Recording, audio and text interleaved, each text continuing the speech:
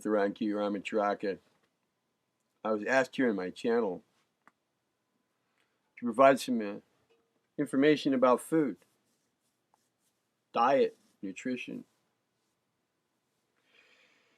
The question arose, the person who asked it had seen at least some of my video series on, it was either the video series called The Arcane Teachings or The Arcane Formulas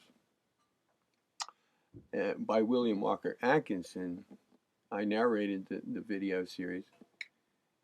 It was material written by William Walker Atkinson, and the asker about food, the person who asked about food, asked if maybe, let's say, a point of view such as William Walker Atkinson might present about food, if he were to have said anything about it, what would that be? Or anything similar to that. So that implied to me that the person who wanted this information not only wants an exoteric, let's say medical or biological or professional, let's say, or academic nutritionist point of view, but also a more esoteric or, let's say, occult explanation about food and diet. And also the person who asked suggested that a lot of material has been reviewed by the person about the subject, but it seemed like a lot of it wasn't all that coherent. And I think I understand where that kind of question comes from. Well, for one, people in general, most people, especially, well, I'm just going to say especially in Western civilization, but perhaps in many areas of the globe, we've kind of, as we've become adults, forgotten our innate tendency to know what to eat and how to eat it. We've kind of lost touch with our innate sense of hunger, actual hunger, as opposed to appetites. And what would have turned into our own developed instinct to answer this question has been lost. Additionally, there's not a lack of information about it. There's too much. There's so much, right? And maybe it's not so much that there's too much, but that it's so varied. And there's some very specific information, like eat lots of avocados. But then you come upon some other information after you've been eating all these avocados, some information that says, well, they have too much fat. Don't do that. So this stuff all gets pretty confusing, right? And we have people who develop very extreme diets because of ads on TV, or because they've read some book on health, or because they've read some, recommendation from another point of view. But there's extremism, there's confusion, there's lack of coherence in some of the descriptions. There's lack of consistency with other descriptions. So the question, if we consider the fact that we've kind of lost touch with our innate sense for this, and so we look outside for information, and it's just confusing. So what do we do? How do we know what to do?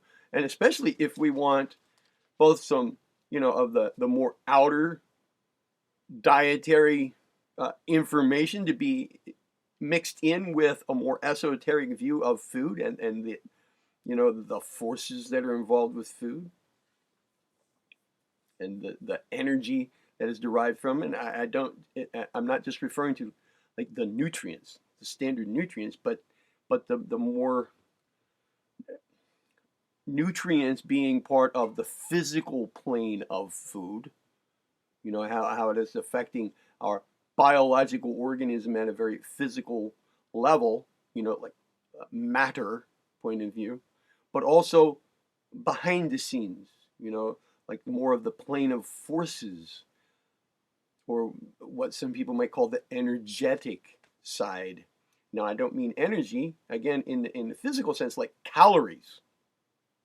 I'm talking about vital force, vital life force.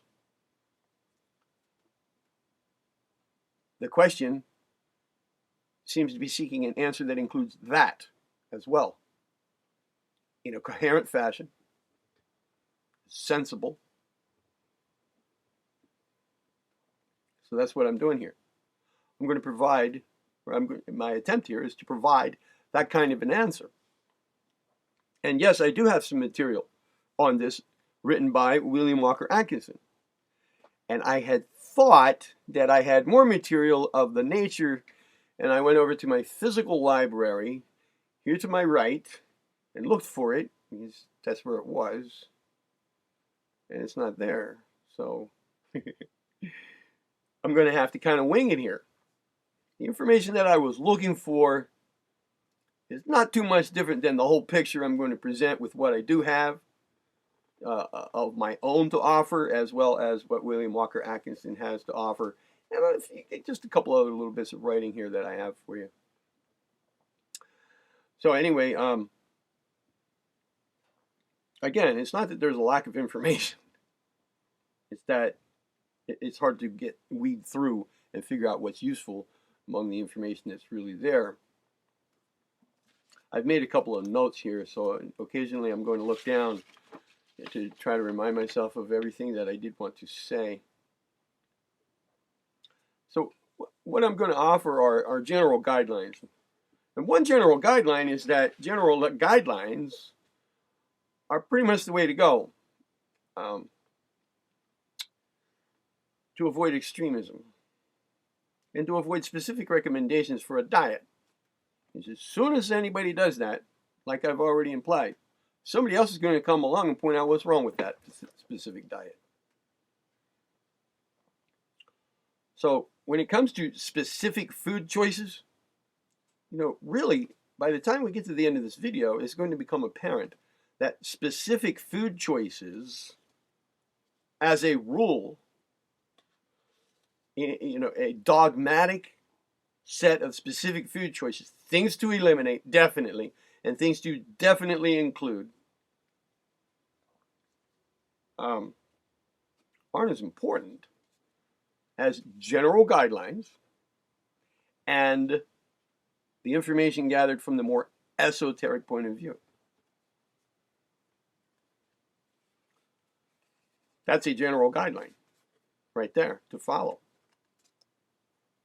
At moments here, I'm going to have to put these reading glasses on that really don't look good on my face. They make this weird reflection.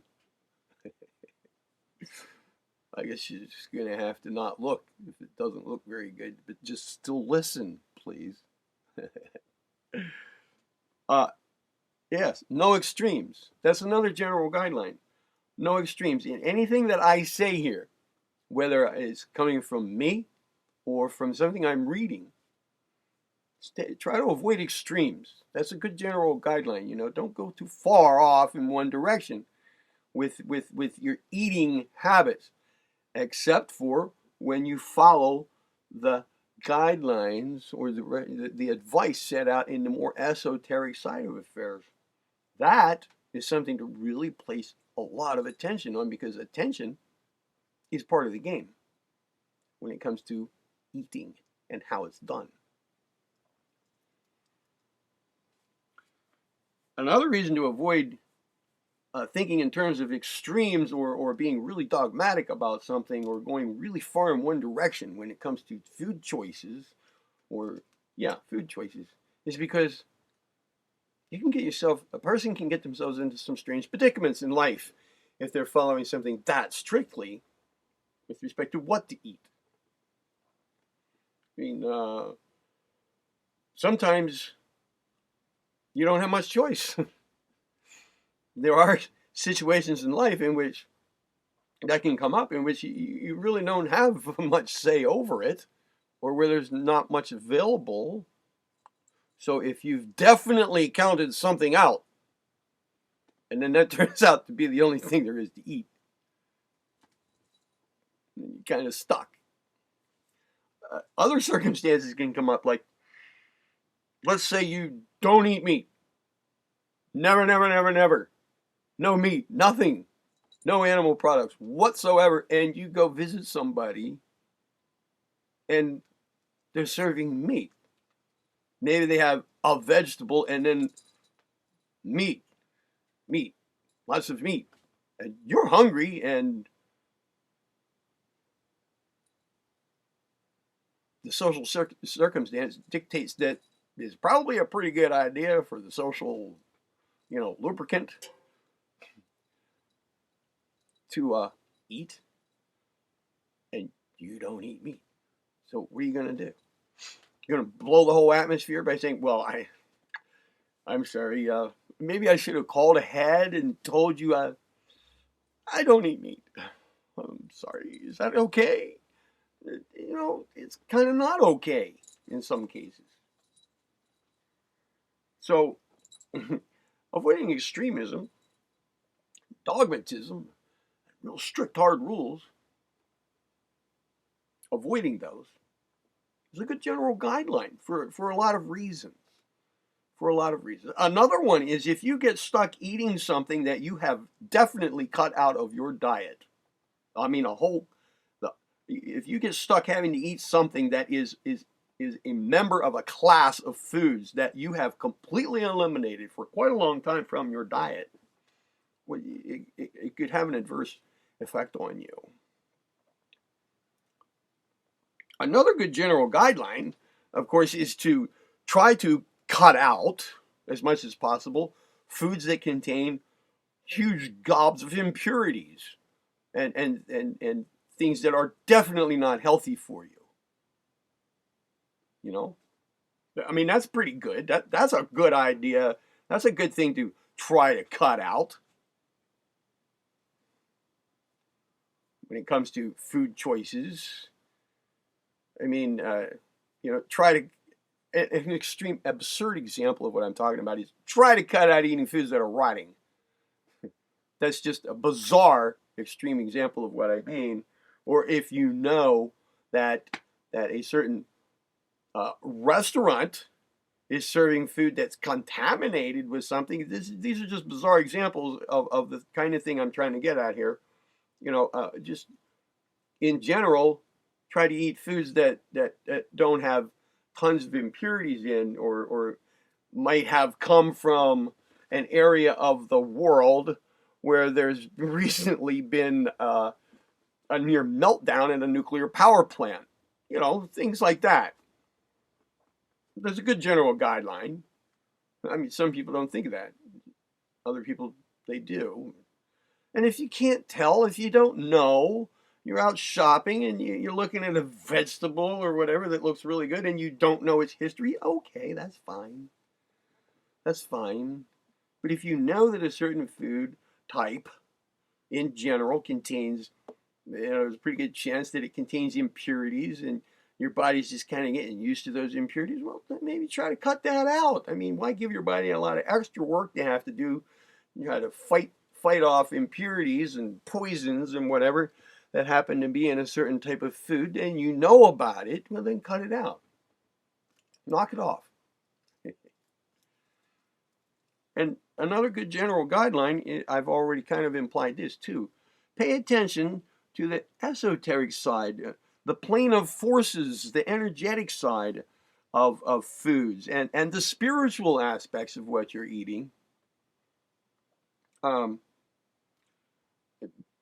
For a variety of reasons. And some of these will become more apparent as we go. But right now I'm laying out general guidelines. In other words, not just pay attention to the nutritive aspects of food, but also the more esoteric side. And I think that, the person who asked this question wanted both of these sides. So as a general guideline, I'm saying when you eat, consider both sides. And when you pick your foods, consider both sides. But what specific foods to buy and what specific foods to eat, I'm not going to sit here and lay down a dogmatic diet for various reasons, some of which I've already named. Another general guideline is try to stay close to nature. And by this I mean, all right, let me create a scale here. All right, a scale that has two poles to it. All right, on one end would be, let's say, highly processed foods, foods that are darn near synthetically manufactured because of all the processing involved. On the other end of that scale would be completely organically grown plants. Clearly, one end of that scale is closer to nature than the other. Try, as a general rule, to stay toward the natural end. Try to stay closer to nature. It's a good general principle. Right? Another one is try as much as possible within your comfort, within your range of comfort, to eat foods in their most energetic form. Usually, that means the more youthful a plant is, the more energy it has for you because of its youth, because it is growing rapidly, because there's a lot of energy going on in that plant. There's more in it for you, more bang for your buck. Now, part of food, you see, is not just the amount of nutrients and energy in it, or vital force in it, and the nutrients in it, but how well you can assimilate them and how much of it gets assimilated. So,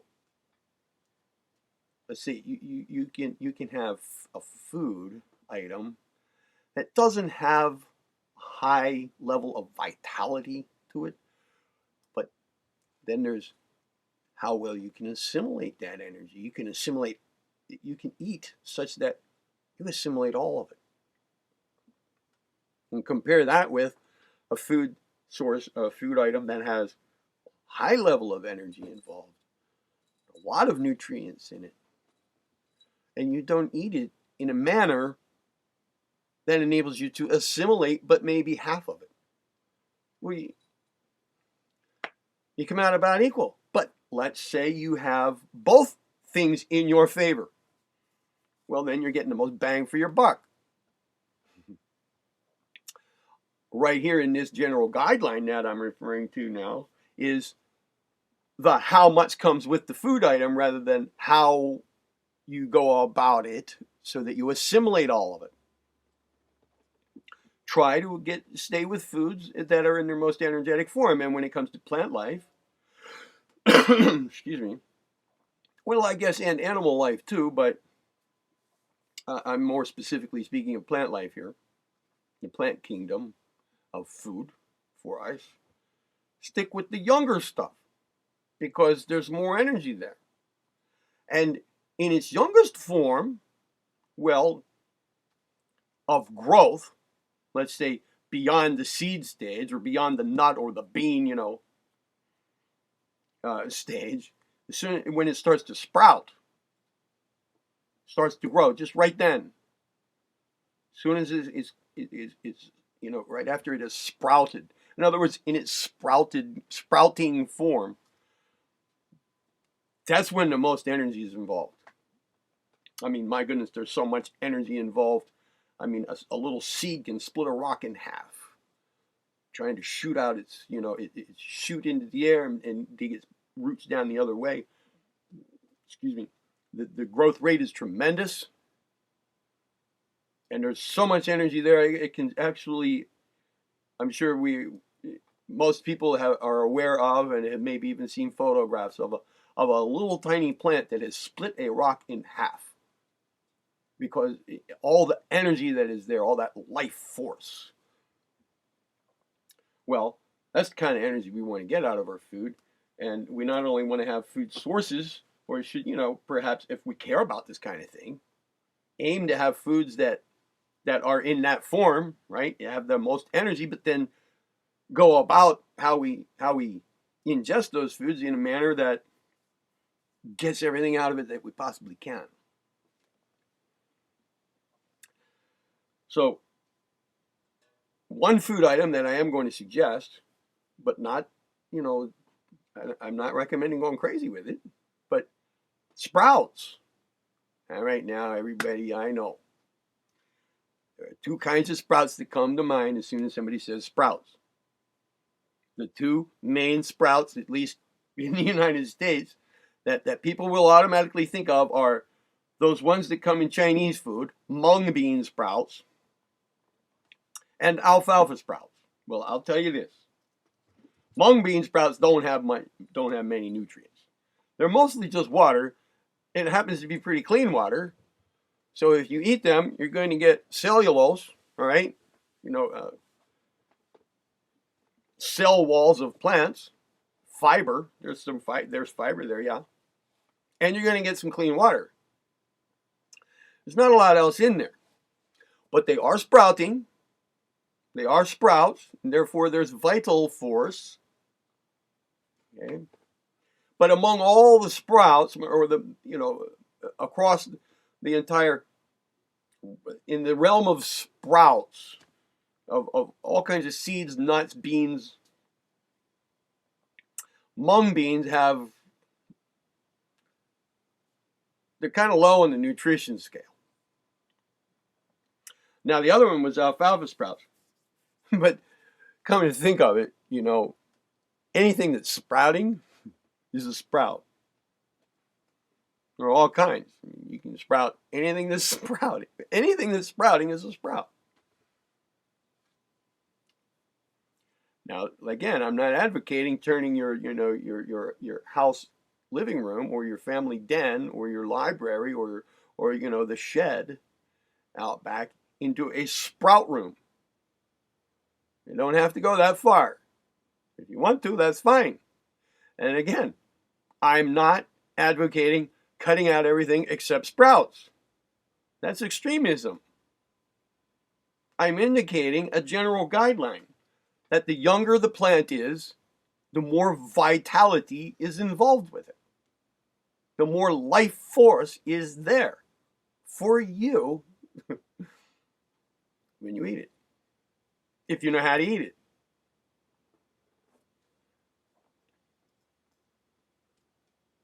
Another thing about sprouts.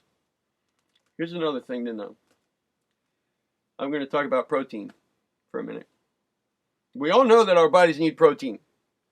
And protein seems to be a big subject when it comes to diet discourse. High protein foods. Well, part of the digestive process, as you no doubt know, is the breaking down of protein into amino acids. There aren't a lot of amino acids. There's a small number of them. But protein structures, endless. And they're complex structures, and they do require considerable energy to break down. And it takes some time to break them down. But break down, they must be. They must be broken down. They are broken down into amino acids. And then our bodies construct from those amino acids the proteins that are needed at the moment. So yes, our bodies need a lot of protein, and that somehow gets translated into the idea that we need to ingest tons of protein. Really, what is the body needing? to meet its protein requirements? Amino acids. Because once again, the protein that we take in gets broken down into amino acids, which takes energy. Okay? Why not go for foods that are high in amino acids? It cuts out part of, energy consumption. It cuts out the energy consumption that is used up in breaking down protein structures, which again are large structures. They're complex structures, and it does take some work to break them down. I'm not saying we don't need protein, and I'm not saying stop eating foods that are high in protein. I'm saying consider ingesting foods that are rich in amino acids. I mean, all the body then has to do, really, amino acids are rather simple structures in comparison with proteins. Then all the body has to do is build the proteins, not break down proteins and then build proteins. When we take in protein structures, let's say meat, high protein, well, those were the proteins that the animal needed and that were in his body and going on, at the time of its death. Now we're supposed to get life out of that, involving proteins that were for that animal right then. Now, these have to be transformed into our protein needs by way of making them into amino acids and then making proteins out of the amino acids. So I think I'm trying to, I think maybe I've said enough about this now to give you the picture. If we just ingest amino acids, by no means cutting out high protein foods or anything, is just a general guideline, something to think about. And sprouts, in their beautiful, energetic simplicity, have more basic forms of nutrients, broken down forms of nutrients, than do the more mature ones. And when it comes to plants, in their youthful form, more simple structures, in general, as a general statement here, than does, excuse me, meat, no matter how young or old the animal is. Sprouts happen to be high in amino acids, but not all of them. Like I said, mung beans, there's not a lot there. Clean water and fiber. But alfalfa sprouts, radish sprouts, clover sprouts, broccoli sprouts, on and on, you name it. I mean, they don't all taste great. So people generally, there are the common ones: radish sprouts, clover sprouts, broccoli sprouts, sunflower sprouts, alfalfa sprouts. Alfalfa is probably the most common, at least in the part of the world I live in these days. But anyway, there's a lot of amino acids there. And now, here again, don't go to extremes. People who eat only sprouts are missing out on some other good stuff. And when we're eating these more simple foods, if we're cutting out a lot of other stuff, well, look, if we have a piece of meat, or meat and potatoes, all right, covering half of a large dinner plate, there's quite a bit of substance, right? But if we have a pile of alfalfa sprouts about the same size, where there's a lot of air in there's a lot of water involved, if you want to get the same nutrient quantity from sprouts, you don't just eat a handful. I mean, I kind of get irritated if I go buy a falafel sandwich somewhere, in a pita bread, and they make the sandwich, okay? It doesn't matter if you know what a falafel is. That's not the important part here. And I have a selection of stuff I want put in there with it, like lettuce or whatever. And I say, and I'd like some sprouts, right? And they've got alfalfa sprouts there. And they grab a couple and sprinkle them on. Well, what's that going to do? I'm trying to get my amino acids in here, And they put a little, squeeze a little bit on there. I don't know. I'm trying to find something laying around here to show you like how much I mean. Like I don't know. All right, here's a lid from a carton of something. Grab a little bit like that and sprinkle them on. I think, come on, man, I want some sprouts. You know, I mean, I can eat a couple of platefuls of these things and feel pretty good from it, especially if I know how to eat it so that I can assimilate all the vital force in it. I can feel the difference if I go about it like that. But a little sprinkle like that, I know how to eat it so that I can get all the vital force out of it. Yeah, I do. But I want more than that. That doesn't replace my steak, you know? So, the more simple the food, the more water it contains, let's put it like that. Maybe, you know, eat more of it, but know how to eat it too. Then you might not need it quite as much. But I know that some people have made mistakes. You know, they've gone on a basically sprout diet, sproutarians, right? And they don't eat much. If you if you're going to go to that extreme, all right, then here's a general guideline for that too. Eat a lot of them, and eat a variety of them. I mean, don't be chintzy with it. You know, really go at it. When I used to eat a lot of sprouts, and I was growing my own, I would fill up a huge salad bowl, and I mean a large salad bowl.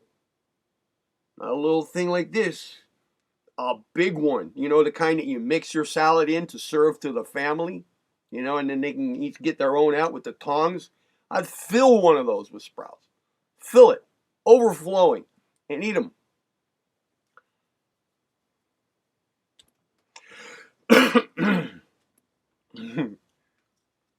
My point about sprouts there, really though, was a lot of amino acids involved.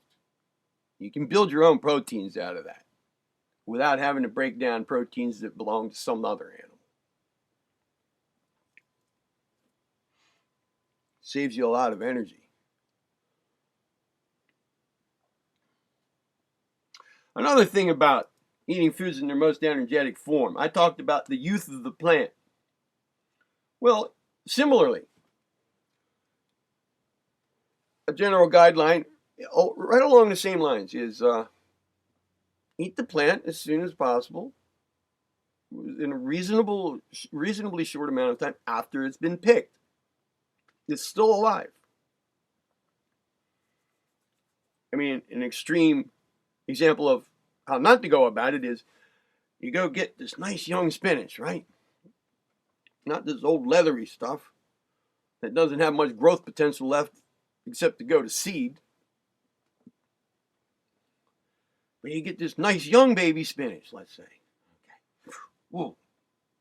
Good energy involved there, right? Good energy and a lot of it. And then you let it sit in the refrigerator for a long time.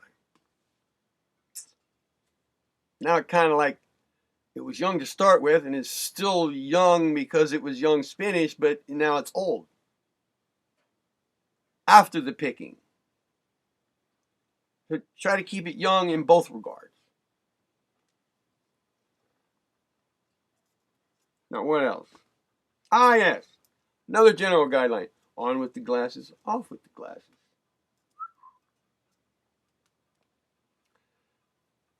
This is, perhaps you've heard of the universal law of analogy. Correspondence among levels of things. Well, this guideline that I'm about to bring up here, that I'm about to discuss here, is analogically like the one I just talked about. You know, the youth of a plant, keeping it young. This one is just a different level of the same principle involved. If you add into your diet, again, nothing extreme, not meaning to count anything else out, just consider adding into your diet foods that are young in the food chain, at the bottom of the food chain. Now, at the bottom of the food chain is plant life. And at the bottom of the food chain are plants that have various names, like microalgae, plankton, phytoplankton. And there's a brand out for a long time now called spirulina. These kinds of things. The bottom of the food chain on the planet. Now, there are some reasons for this. A couple of which I'm not really well rehearsed in articulating, actually. But the idea is the same, just at a different level, as is the idea involved in eating plants that are closer to their sprouting stage. Apparently, as foods go up the food chain, up the food chain, at each step that it takes, there's a little something lost in it. So if you get down to the bottom of the food chain and just add something like that into your diet, you're going to get a lot of vitality, and you're going to get basic nutrients in their most fundamental forms, and a lot of them. Minerals, vitamins, and so forth, amino acids. And now, speaking of the food chain, it's often thought that man, the human being, is the top of the food chain. And I'm not so sure about that. I'm not so sure if a man who's being eaten by a lion is that man right then is at the top of the food chain. I'm more certain about what's at the bottom of the food chain. So, man cuts out a lot of the middle men by going to the bottom of the food chain and eating. I mean, that's on the planet as a general picture. That's where it all comes from anyway. All the nutrients. You can cut out some of the middle. But I don't mean give things up. I mean add something like that into your diet. If you want to cut something out in exchange for it, cool. Pick something that's probably not very good for you. Like cut out candy bars, add spirulina. It's a fair exchange.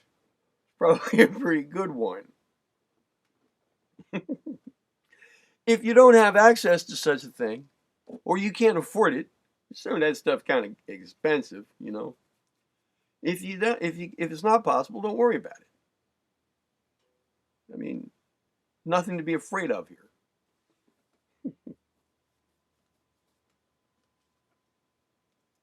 Now, another kind of example of cutting out the middleman, just like perhaps cutting out the digestive middle stage of breaking down proteins just to get to amino acids to build your own proteins. Why not just take in some amino acids, a little more amino acids, maybe a little less protein, and cutting out some of the middle steps of the food chain.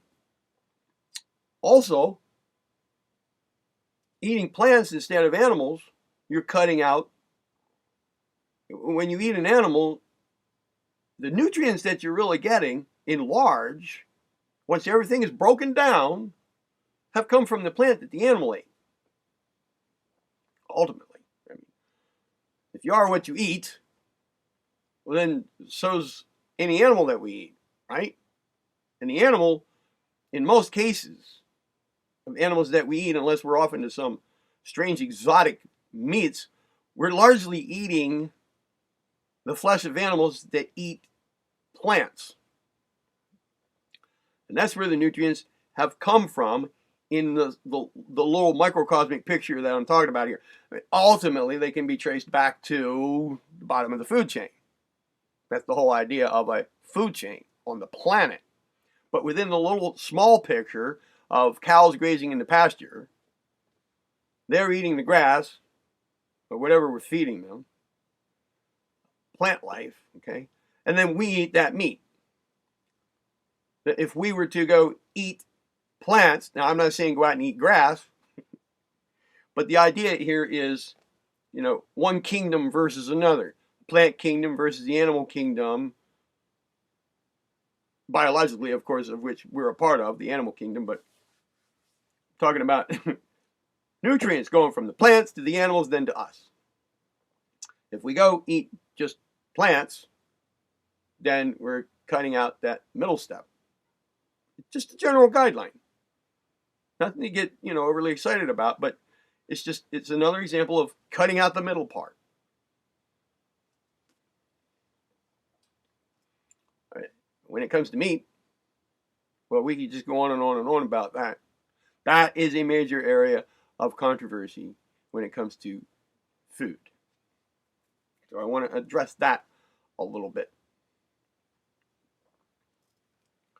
As far as I can tell from my notes here, those were the general guidelines that I have, and I want to tell you a little bit about how I came up with them. So that you know I didn't just sit down and make this stuff up today. I've studied food, diet, nutrition, and the big word, nourishment. Nourishment. I want you to include in that concept of nourishment the vital force. Not just nutrients and calories. Nourishment. Nourishment at all levels from food. The exoteric side of it and the esoteric side of it. All comes together in the word nourishment, okay? And by vital force, if you know of the term prana, I'm talking about prana from food. There's also prana from the air and other sources. Prana from water. This is a non-physical type of nourishment that we obtain through food and in other ways. But food prana is necessary for us. So the idea that all we really truly need behind the scenes is prana, and if we have true ancient wisdom in our current modern, postmodern mindset, then we don't really need food because we can get all the prana we need from the air because we're breatharians. And not a good idea. No. There's there's prana that we get from the air that we need, and there's prana that we get from food that we need. It's two different sources. Prana is prana, okay, but we need it from various sources because we have various levels of our being that correspond with these different sources. And I want you to just expand your idea of nourishment to include prana from food. And in this video, I'm going to talk about water too. There's prana from water as well. So, nourishment. I spent a long time in my life studying nourishment. And I have done a lot of experimenting. And I too, a long time ago, felt pretty confused because of the gamut of information. But I looked at a lot of it. I spent a long time at it. And I experimented. I grew a garden. I studied about the plants that I was planting. I studied about what they all look like at various stages of their growth. I created this garden out of my father's front yard. This is a long time ago. I built it with just some basic hand tools, a machete and a knife. That's all. I built this whole garden. I learned about companion planting. I used no herbicides or pesticides. And I knew nothing about gardening when I started. And from the moment I decided to build this garden, while there was still grass out in the yard that I hadn't mowed, it was grown up, gone to seed nearly, weeds in it, all kinds of things. I decided I don't want to mow that grass. I'm going to make a garden out of it. From the day I decided that, I stopped buying all food. Now, I had already been a pure vegetarian for several years, and I knew enough about the answer to the question, well, if you don't eat meat, what are you going to eat? Well, it was kind of like everything else. Meat was just one item to me. I mean, I just cut that out and I ate everything else. No big deal. And I felt great. I mean, with respect to the effects of what I eat, I felt better than when I ate meat. I didn't become this skinny, emaciated, weak, pale-looking, little anemic thing walking around, No! I was pretty healthy. I was pretty strong. I felt good. I felt clean inside. Felt great. I did it right, I just stopped eating meat, that's all. And I ate more of the stuff like what I've been talking about, in the manner that I've been talking about, or to which I am alluding. And I followed these principles. And I had acquired understanding of these general guidelines by having studied all kinds of diets, from Zen macrobiotic to, I don't know, stuff I saw talked about on TV, books on healthy eating, natural living, on and on, until I was so confused, I thought, I'm not going to pay attention to the particulars anymore. Except for a few things that seem to be standards, like the common things, like try to eat young food, sprouts, and so forth. And I had also studied foods that cleanse. I had grown up near 3 Mile Island in Pennsylvania. And I split. I left the area. In what was it, 77, 78? When there was almost, or perhaps actually was, a meltdown at the 3 Mile Island nuclear power plant in Middletown, Pennsylvania. And I was very concerned about that event. And I got out of the area and went to New York City, where I lived for 10 years. And I put in considerable energy into studying about foods that cleanse the body of radioactive particles. And I found that foods that cleanse the body of radioactive particles are foods that in general just cleanse your body. Sprouts of various types happen to be a food, that does pretty good at carrying certain types of radioactive particles out of your body, along with other poisons. And there are other foods that do this as well.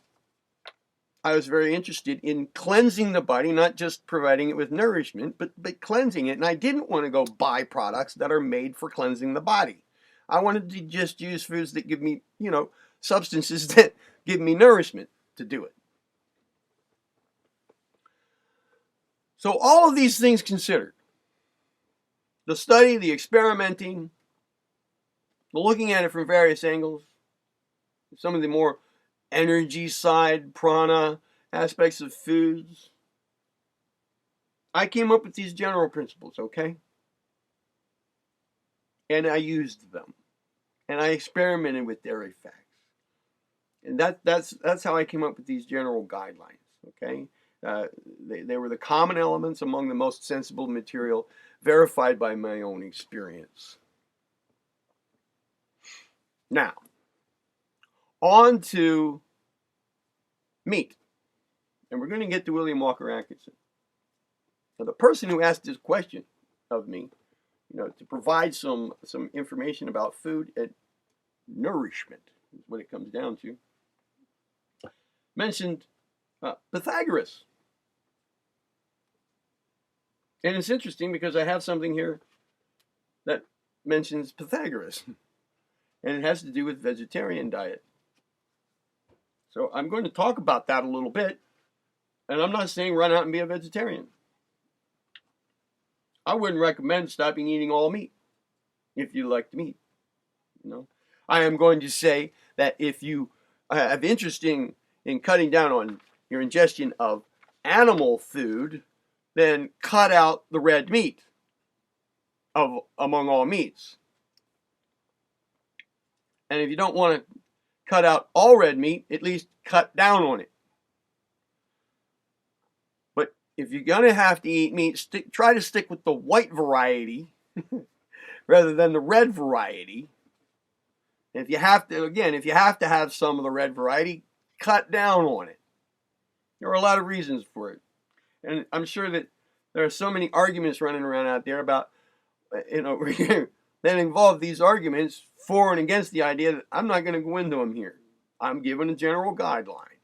Cut back on it, and if you can handle it, cut it all out. And add in other foods. If you're used to having meat, which is fairly substantial substance, by the way, then you might need to, add more of the other stuff you eat for a while. At least add more foods that are packed with amino acids to make up for the difference in protein that your body might experience. Now, again, a lot of this has to do also with the other the esoteric side of this, which we're going to get to. That's half the picture right there. It's a half that many people don't even consider. Even, they might want to know about it, but they don't know much about it. Anyway, it's the less known half. And we'll get to that. But for right now, insofar as meat or not meat, or some meat, is a big topic, I'm just going to address it. I'm going to share a little information about, largely here, what other people have said about it, people whose names we know. But first, a little background information. On with the classes. Let's see.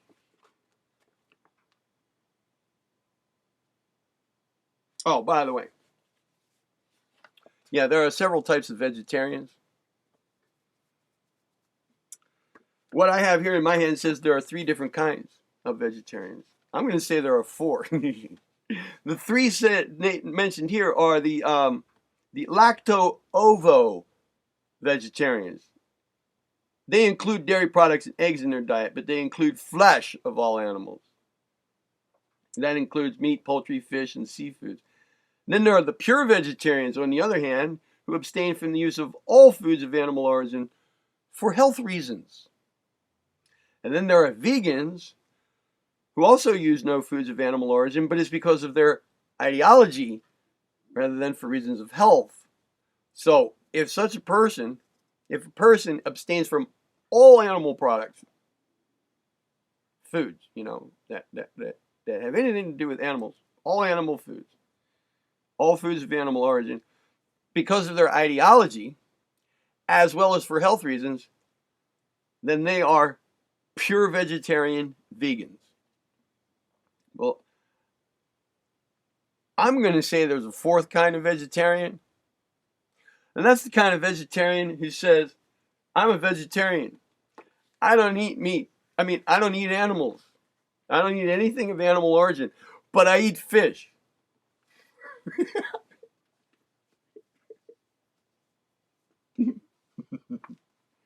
I have run into some of these people. Now, you might be, I don't know, maybe you're one of them. So if it's you specifically, I'm not laughing at you. I'm laughing at that other guy who said that to me specifically. There were a couple of them. The same idea seems to go around among some people that, birds, fowl, aren't animals. So they don't eat meat. They don't eat, they're vegetarians, but they eat, chicken. It's kind of like, walking up to me and saying, hey, I hear you're a vegetarian. And I say, yeah.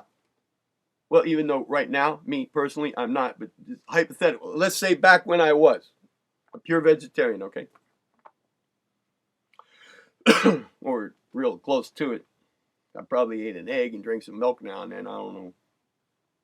But anyway, back when I was, let's say somebody walks up to me and says, "You're a vegetarian?" I say, "Yeah." And they say, "Me too. Want to get some chicken?" Or let's get a fish sandwich. You know, that's not an animal. Well, let me ask you this. Let's just get clear on what an animal is. So that when we're talking about whether to eat meat or not, or vegetarianism versus non-vegetarianism, we know what food types are included in that talk.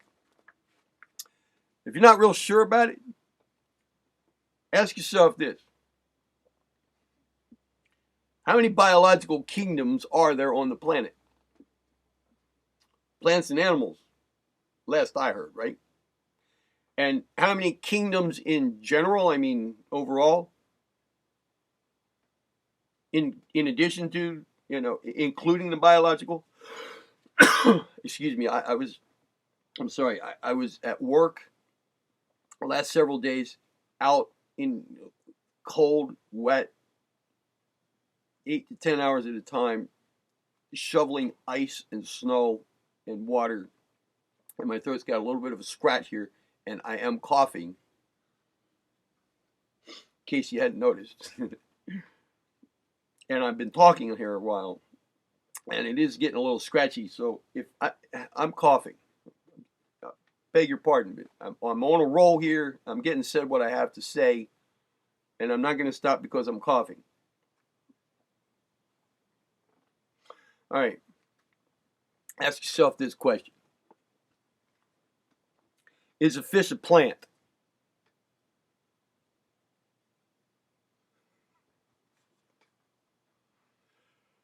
No? All right. Is it a mineral? Is a fish a mineral? No? I mean, that's the other kingdom, right? The so-called inorganic one, the inorganic one. Minerals, plants, and animals. The three great kingdoms. Well, if the fish isn't a plant and it's not a mineral, it must be an animal.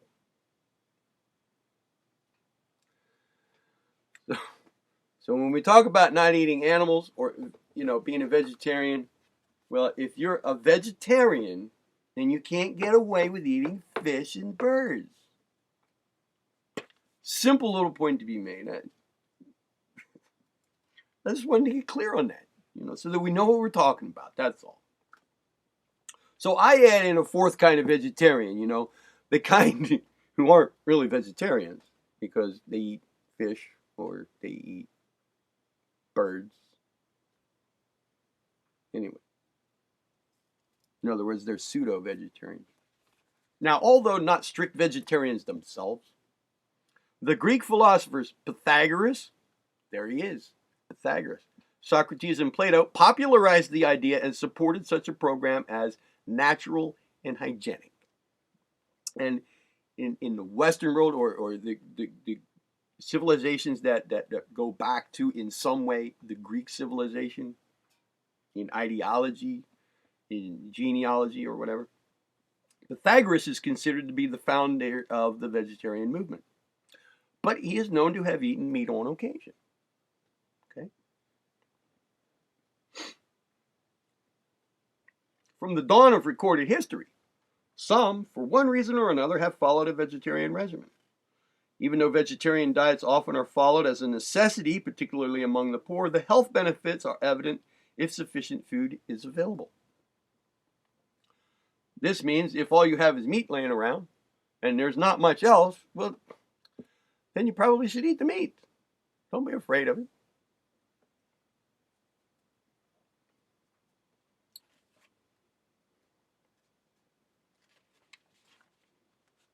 What did Gandhi say about it? Excuse me. He said, "I don't regard flesh food as necessary for us at any stage and under any clime in which it is possible for human beings ordinarily to live."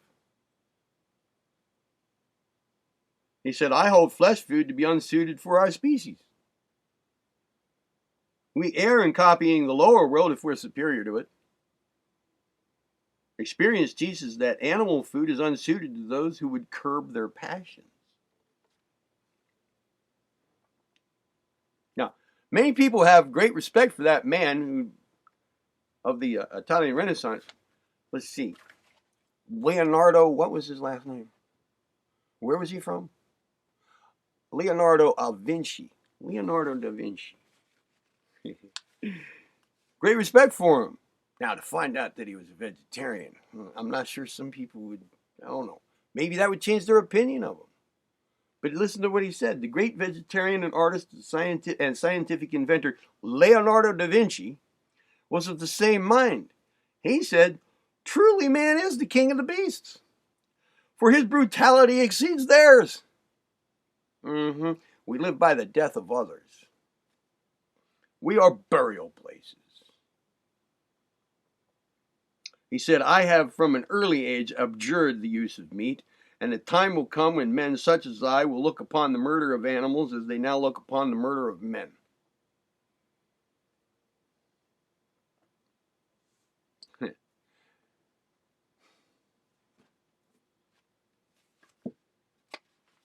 Who else do we have? Jeffrey Rudd. I don't know if you've heard of him. Let's pretend you did. An integrated view of life as a whole will reveal to us the connection between the individual's food and his behavior toward others. And through a process of ratiocination, which is not fantastic, we cannot but arrive at a conclusion. The conclusion that the only means of escaping the hydrogen bomb is to escape the type of mentality which has produced it. And the only way to escape that mentality is to cultivate respect for all life, life in all forms, under all conditions. In one aspect, that's another name for vegetarianism. How about Leo Tolstoy? What did he say? Count Leo Tolstoy also recognized the ways in which preying upon animals could stunt the peaceful aspirations and the spiritual growth of humanity. He said, this is dreadful. He said, not only the suffering and the death of the animals, but that man suppresses in himself unnecessarily the highest spiritual capacity, that of sympathy and pity toward living creatures like himself, and by violating his own feelings becomes cruel.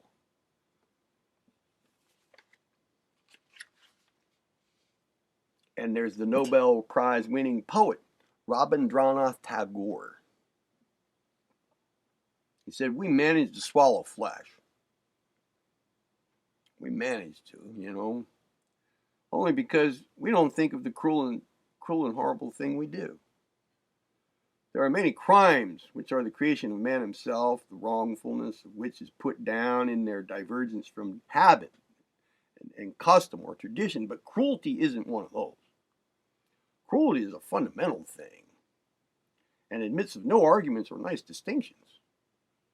If only we do not allow our heart to grow callous, it protests against cruelty. It's always clearly heard, and yet we go on perpetrating cruelties easily, merrily, all of us. In fact, anyone who does not join in is dubbed as a crank. If after our pity is aroused, we persist in throttling our feelings simply in order to join others in preying upon life, we insult all that is good in us. I've decided to try the vegetarian diet. That's what Rabindranath Tagore said. And then there's Dr. Annie Besant. Hopefully you've heard of her. Maybe you have, maybe you haven't. At some point, I'm going to present some of her material here on my channel. And it should fall well in step with William Walker Atkinson's stuff. She said, I could tell you stories of yogis there in India, harmless in every act of thought and life, who will go through jungles where tigers are crouching, and the tiger will sometimes come and lie at their feet and lick their feet. Harmless as a kitten might be in the face of the spirit of love. Now, she's not talking about those Siberian tigers like we find in stage acts excuse me, like those two stage illusionists. I forget their names. One of them was finally attacked by one of his tigers, but they were great white tigers, Siberian tigers, kind of trainable, you know.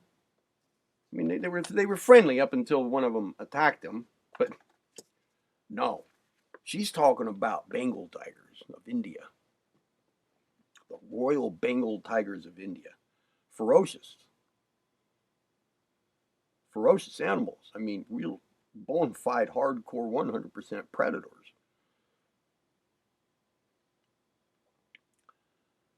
I could tell you stories of yogis there, harnessed in every act of thought, and go through jungles where tigers are crouching, and the tiger will sometimes come and lie at their feet and lick their feet, harmless as a kitten might be in the face of the spirit of love. And though in truth it would now take many a century to undo the evil of a blood-stained past, still the undoing is possible. The friendliness might be made, and each man, each woman who in life is friendly to the lower creatures is adding his or her quota to the love in the world, which ultimately will subdue all things to itself. The vegetarian that I am going to argue about tonight, she continues, is that which will be familiar to all of you as the abstinence from all those kinds of food which imply the slaying of animals or cruelty inflicted upon the animal. Every person who eats meat takes a share in that degradation of their fellow men as slaughterers. On him and on her personally lies the share, and personally lies the responsibility. Bernard Shaw. While we ourselves are the living graves of murdered animals, how can we expect any ideal conditions on the earth? When a man wants to murder a tiger, he calls it sport. And when a tiger wants to murder him, well, he calls it ferocity.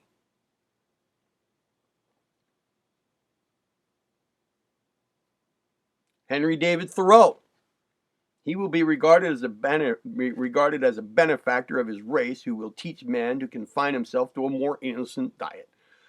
Whatever my own practice may be, I have no doubt that it is a part of the destiny of the human race in its gradual development to leave off eating animals as surely as the savage tribes have left off eating each other. The faintest assured objection which one healthy man feels will at length prevail over the arguments and customs of mankind. No humane being past the thoughtless age of boyhood will wantonly murder any creature which holds its life the same tenure that he does.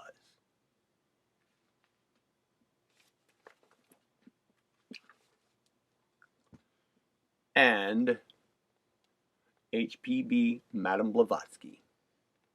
The principle involved in a bonnet which is decorated with the plumage of a single bird slaughtered for its sake is the same as that which would be more grotesquely manifest in a garment that would require the slaughter of 500.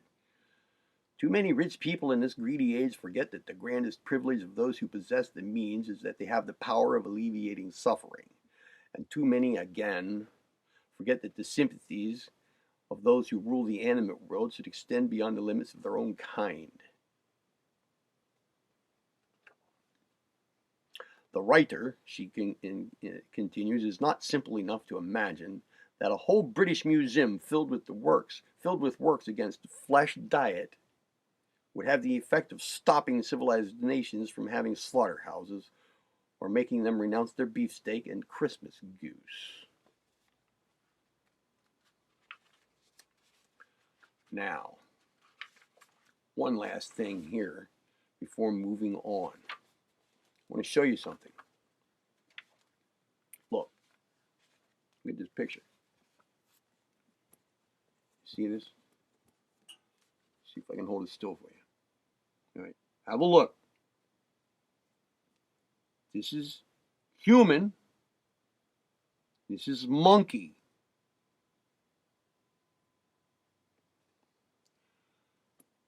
Right?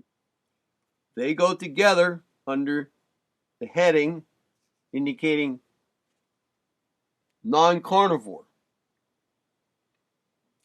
This is mountain lion. This is wolf.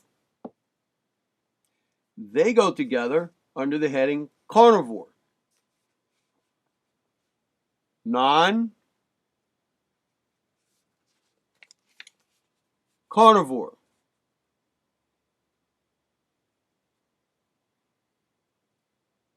General characteristics of the skull: large pointed fangs,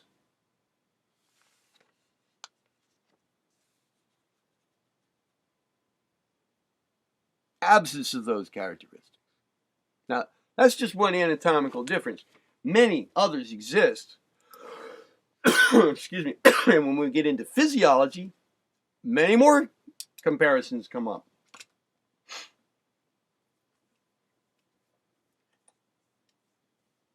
It is the case, from everything I have experienced and everything I have studied about this, I have concluded that meat eating, the idea that it is required and necessary, is more of an addiction. It's more one of those things that's part of like addictive substances, right? Getting addicted to, like nicotine and so forth, than a necessity in the human diet. But I am not saying stop eating meat. I am answering a question that was asked of me. And I am addressing, with this discourse, this part of the discourse here, a big subject, a big part of the subject matter. Meat or not meat, or some meat. And if some meat, what meat? Now, on to William Walker Atkinson. But at first, here, I have to find exactly what I wanted to read to you. So give me a moment, and then I will do it.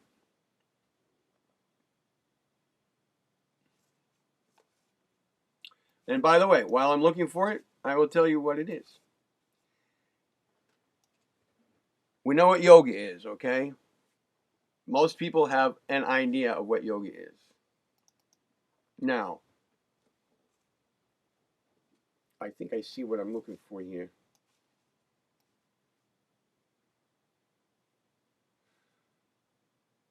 Nope, not yet. I'm going to have to find it here. And I'm sorry I didn't have it out in the first place. But now here's the thing. Yoga, right? Yoga is a comprehensive system. The ultimate goal of yoga is self-actualization, self-realization, movement to a true selfhood. And yoga is so comprehensive. The ancient form of yoga in India is so comprehensive that it breaks into many subcategories. And one of those subcategories is Raja Yoga. And I want to point something out. While I'm just talking about yoga and its subcategories, all of the subcategories of yoga have to work together as a system. Okay? And there are various different ways to group this all together. Many different ways to group it all together, and different ways to classify, what details fall under what category. They all blend together, and distinctions, while in some cases, as a general principle or as a general rule, they're distinguishable from one another. Then there are areas in which they dovetail and overlap by necessity, because they're all part of a whole system. And I'm pointing this out because there's one area that many people forget about whenever they're thinking about yoga and the whole system. Now, some people say that Kriya Yoga, or one connotation of the name Kriya Yoga, that's the whole system. That's like the super highway method or approach to the entirety of yoga. Others will say that it's called Ashtanga Yoga. But you know what? Many of these ideologies are concepts of the whole picture of yoga leave out that major part having to do with sex, which most people take to be what's called Tantra Yoga. people who don't really understand the true nature of Tantra yoga will say, well, Tantra yoga is, that's like the yoga of sex. Really, Tantra yoga is the form of yoga that is, yes, it involves sex and all the other forms together. It is the whole picture. Now, regardless of how we break it up, though, excuse me for the coughing again, regardless of how we break this all up, right, there is a branch of yoga called Raja Yoga, and a part of it is Hatha Yoga. Now, here in the Western world, when we go to yoga classes and we assume various physical poses and we breathe in, breathe out, we're engaging in Hatha Yoga and only part of it. Not even all of it. Hatha Yoga includes much more than that. Now, I am about to land on what I'm talking about. Yep, there it is. All right.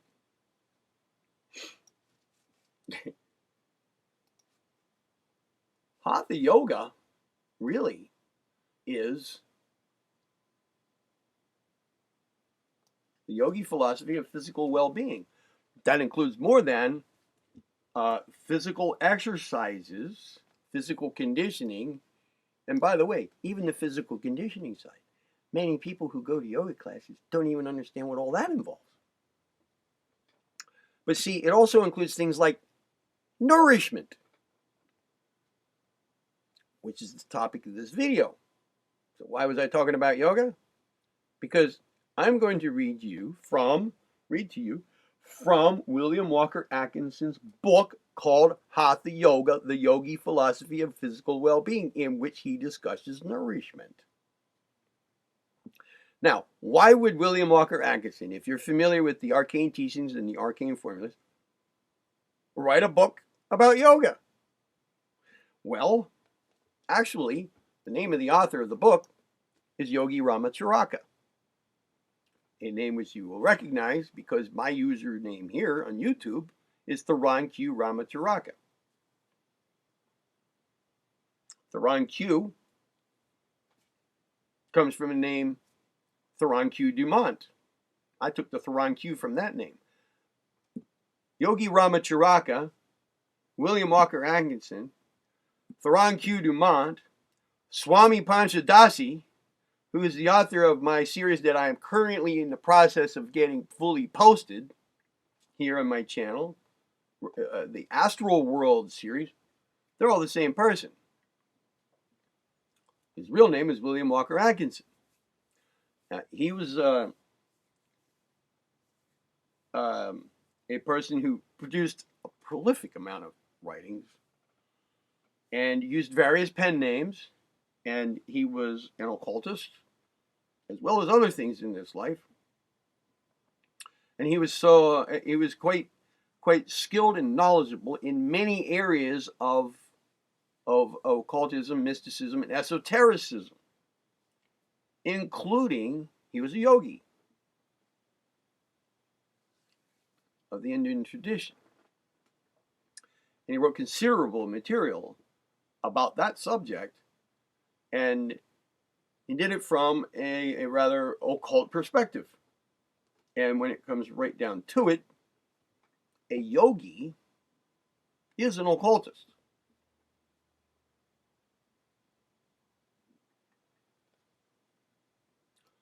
So when writing anything having to do with that side of his life, his yogi side, he used, for example, often the name Yogi Ramacharaka. I chose that name and combined it with Theron Q Dumont to come up with my YouTube username out of respect for his work. And when I started this channel here, I didn't plan on getting into all of the material that I'm getting into. I may have, considered using my own name in the first place, but I had no such plans. I was just, reading some poetical works of Robert W. Service here, and I just, thought, I'm going to, pick a couple of Atkinson's pen names. But anyway, the name of the author of this book is Yogi Ramacharaka, and it is William Walker Atkinson. And it was published in the year 1904. So I'm going to read just part of this, only the parts that are relevant here. And let me scroll down and find where I feel like beginning.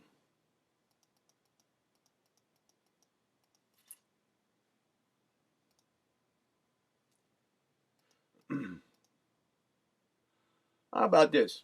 I'm going to read to you from the chapter, starting off here, give you some background information. Now remember, this is going to involve an esoteric side of the affair. That's half of nourishment, okay? The yogi's regard for the physical body. To the casual observer, the yogi philosophy presents the apparent anomaly of a teaching which, while holding that the physical body is material and as nothing compared to the higher principles of man, at the same time devotes much care and importance to the instruction of its students in the direction of the careful attention, the nourishment, the training, exercise, and improvement of that physical body.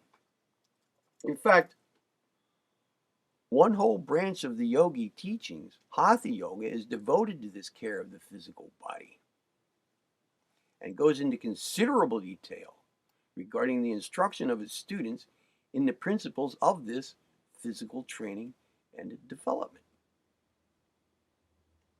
Some Western travelers in the Orient who have seen the care which the yogis bestow upon their bodies and the time and attention which they devote to the task have jumped to the conclusion that the yogi philosophy is merely an Oriental form of physicalism, physical culture, just a little more carefully studied than its Western counterpart perhaps, but a system having nothing spiritual in it. Well, so much for seeing merely the outer forms and not knowing enough to look behind the scenes. We're going to look behind the scenes. Excuse me. We scarcely need to explain to our students the real reason for the yogi's care for the body, nor need we apologize for the publication of this little book, which has for its end the instruction of yogi students in the care and scientific development of the physical body. The yogis believe, that the real man is not his body.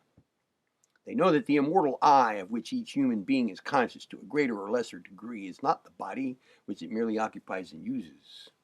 They know the body for what it is, and aren't deceived into the belief that it's the real person. But while knowing these things, they also know that the body is the instrument in which and by which the spirit manifests and works. They know that the fleshly covering is necessary for man's manifestation and growth in this particular stage of his development. They know that the body is the temple of the spirit. And they consequently believe that the care and the development of the body is as worthy a task as is the development of some of the higher parts of man.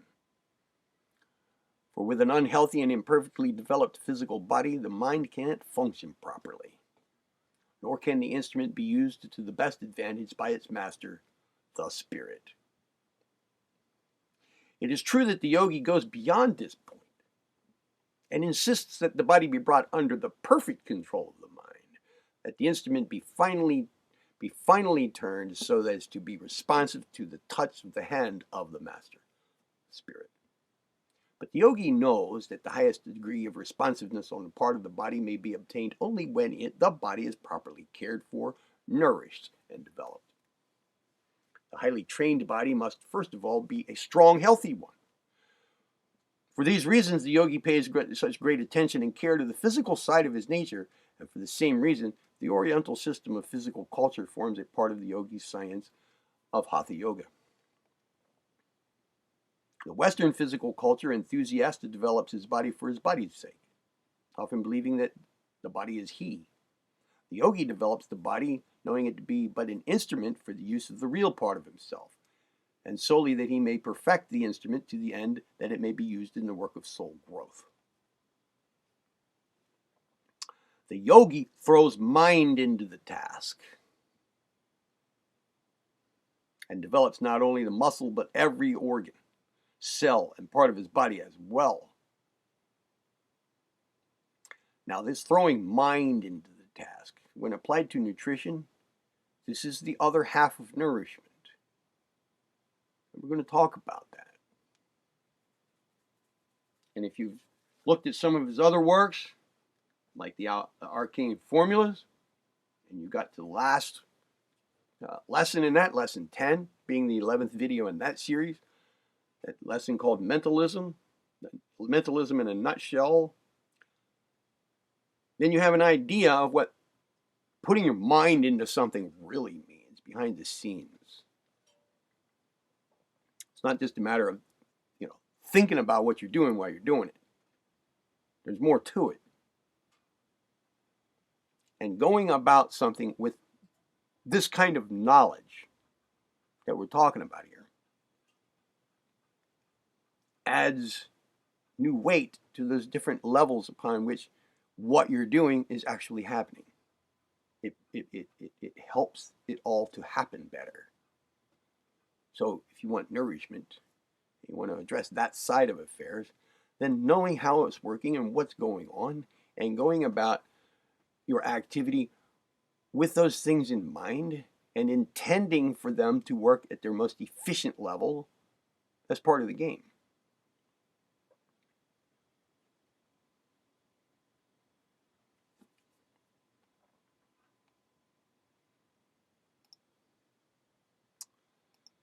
Scrolling down.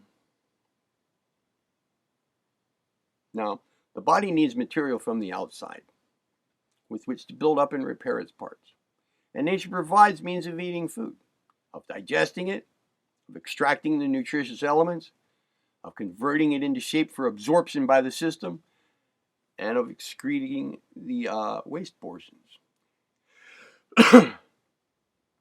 And it's well worth the time of anyone to study something of the wonderful mechanism and workings of the human body. And one gets from this study a most convincing realization of the reality of that great intelligence in nature. He sees the great life principle in operation. He sees that it's not blind to chance or haphazard happening, but that it is the work of a mighty intelligence.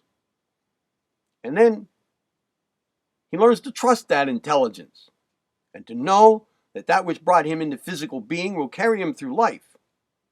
That the power which took charge of him then has charge of him now and will always have charge of him. And as we open ourselves to the inflow of the great life principle, so will we be benefited. If we fear it or don't trust it, well, then we shut the door on it, and we necessarily then suffer. Many people make the mistake of considering disease as an entity, a real thing, an opponent of health, and that's not correct. Health is the natural state of the person, and disease is simply the absence of it.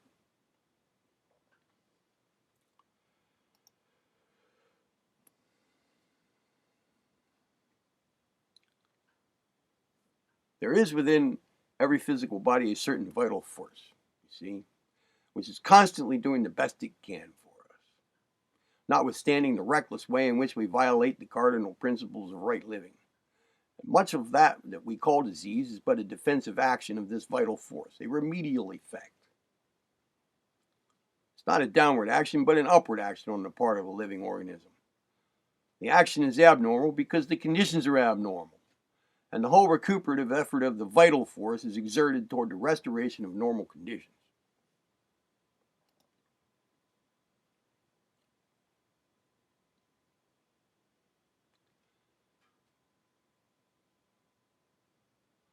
I'm looking for where I need to be now.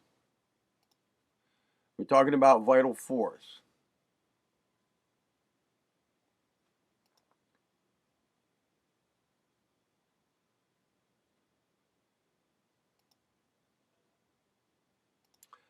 I'm done talking about that now. I'm skipping an entire chapter here where it's telling us about the anatomical and physiological aspects of digestion in a chapter called The Laboratory of the Body. Now, I'm getting to where we need to be. And I'm glad you're bearing with me. The human body is constantly undergoing change. Atoms of bone, tissue, flesh, muscle, fat, and fluids are constantly being worn out and removed from the system, and new atoms are constantly being manufactured in the wonderful laboratory of the body and then sent to take the place of the worn out and discarded material. So let's consider the physical body of man and its mechanism as a plant. And indeed, it is akin to the plant, to the life of the plant in its nature. I mean, what does the plant require to bring it up from seed to sprout, from sprout to plant, with flower, seed, and fruit anyway? The answer is simple. It needs fresh air, it needs sunlight, water, and nourishing soil. These things, and all of them, must it have in order to grow to healthy maturity. And man's physical body requires just the same things, all of them, in order to be healthy, strong, and normal. Remember the requisites here: fresh air, sunlight, water, and food. We will consider the matter of air, sunlight, and water in other chapters, and we'll consider the matter of nourishing food first. Now, just as the plant grows slowly but steadily, so does this great work of discarding worn-out material and the substitution of new material go on constantly, day and night. We're not conscious of this mighty work. It belongs to the great subconscious part of man's nature. It's part of the work of the instinctive mind. The whole of the body and all its parts depend for health, strength, and vigor upon this constant renewal of material. And if this material were stopped, disintegration and death, if this renewal were stopped, disintegration and death would ensue. The replacing of the worn out and discarded material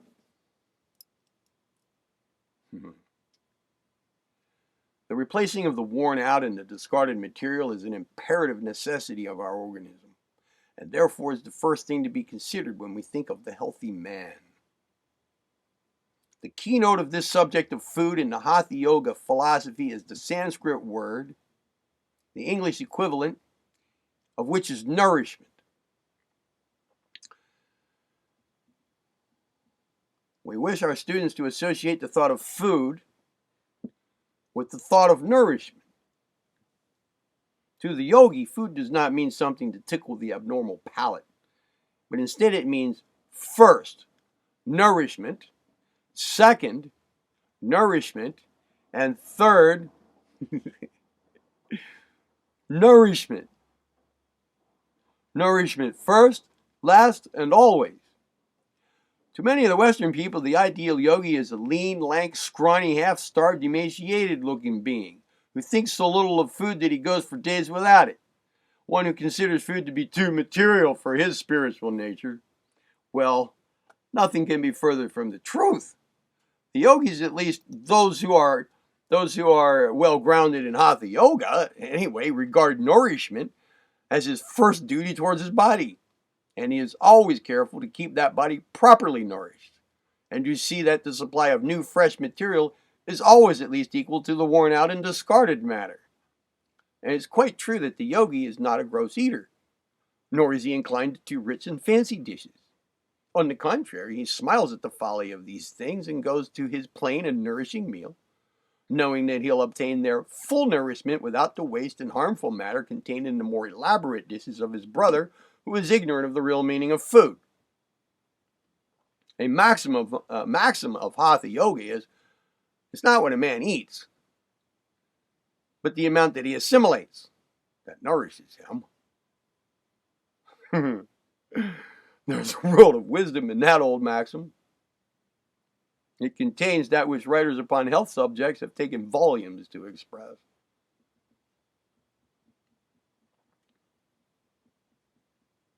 We'll show you later on the yogi method of extracting the maximum amount of nourishment from the minimum amount of food. The yogi method lies in the middle of the road, the two opposite sides of which road are traveled, respectively, by the two different Western schools, namely the food stuffers on the one hand and the starvationists on the other, each of whom loudly proclaim the merits of their own cult and decry the claims of the opposing sect. The simple yogi may be pardoned for smiling good-naturedly at the disputes raging between these two, preaching the necessity of sufficient nutrition, teaching that stuffing is necessary to obtain it on the one hand, and at those of the opposing school who, recognizing the folly of stuffing and overeating, have no remedy to offer but semi-starvation, accompanied with long continued fasts, which, of course, has brought many of his followers down to weakened bodies, impaired vitality, and even to death. To the yogi, the evils of malnutrition on the one hand and overeating on the other do not exist. These questions have been settled for him centuries ago by the old yogi fathers, whose very names have been almost forgotten by their followers of today. Remember, please, once and for all, that Hatha Yoga does not advocate the plan of starving, but on the contrary, knows and teaches that no human body can be strong and healthy unless it's properly nourished by sufficient food eaten and assimilated. Many delicate, weak, and nervous people owe their impaired vitality and diseased condition to the fact that they don't obtain sufficient nourishment. And remember also that Hatha Yoga rejects as ridiculous the theory that nourishment is obtained from stuffing, gorging, or overeating, and views with wonder and pity these attributes of the glutton, and sees nothing in these practices but the manifestation of the attributes of the unclean swine, utterly unworthy of the developed man. To the yogi, understanding man should eat to live. To the yogi understanding, man should eat to live, not live to eat. The yogi is an epicure rather than a gourmand. For while eating the plainest food, he has cultivated and encouraged his natural and normal taste so that his hunger imparts to these simple viands a relish sought after, but not obtained by those who hunt after rich and expensive triumphs of the chef. While eating for nourishment as his main object, he manages to make his food yield him a pleasure unknown to his brother who scorns the simple fare. In our next chapter, we'll take up the subject of hunger and appetite, two entirely different attributes of the physical body, although to most people the two appear to mean almost the same thing. Hunger versus appetite. Now, as we said at the conclusion of the preceding chapter, hunger and appetite are two entirely different attributes of the human body. Hunger is the normal demand for food.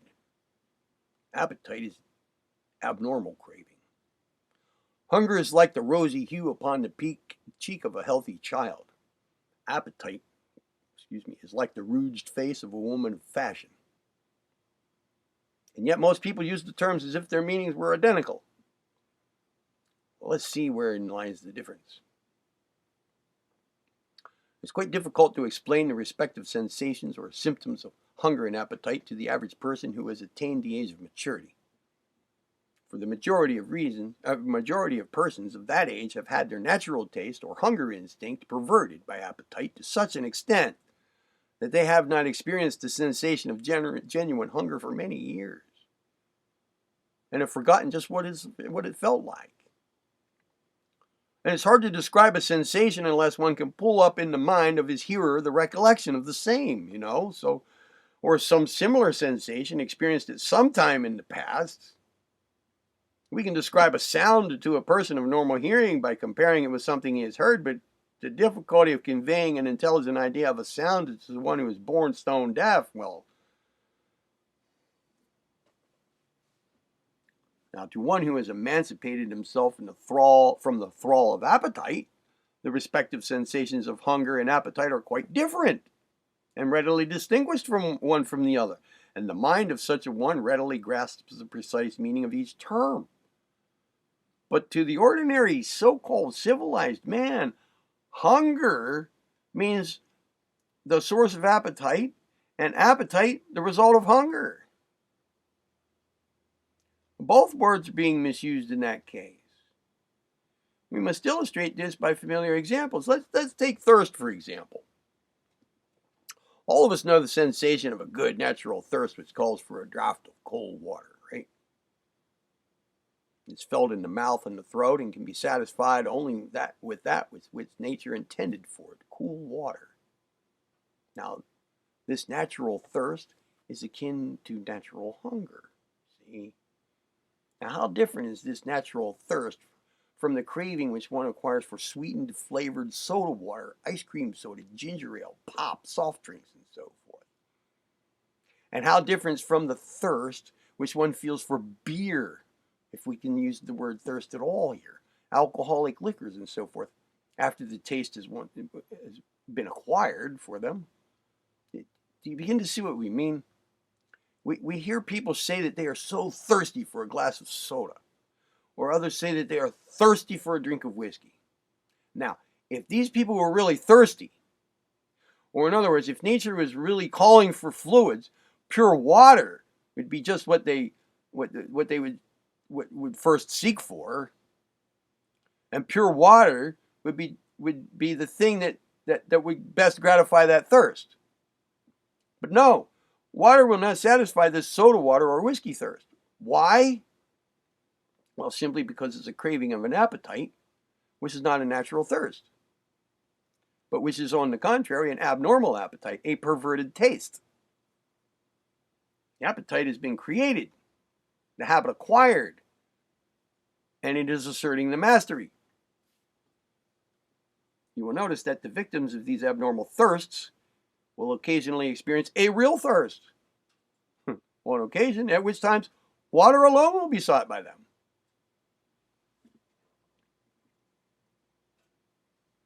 And the tipple of the appetite, not even thought of at those moments. Now just think a moment. Is it not the case with you? Now, this is not a lecture directed against the fancy drink habit, no. Or a temperance sermon, no. It's just an illustration of the difference between a natural instinct and an acquired habit or appetite. That's what we're doing here. Appetite is an acquired habit of eating or drinking, and has but little to do with real hunger or thirst. A man acquires an appetite for tobacco in any of its forms, or for liquor, or for chewing gum, or opium, morphine, cocaine, similar drugs. And an appetite, once acquired, becomes, if anything, stronger than that natural demand for food or drink. For men have been known to die of starvation because they spent all their money on drink or on narcotics. People have sold their babies' stockings for drink, have stolen, even murdered in order to gratify their appetite for narcotics. And yet who would think of calling this terrible craving of appetite by the name of hunger?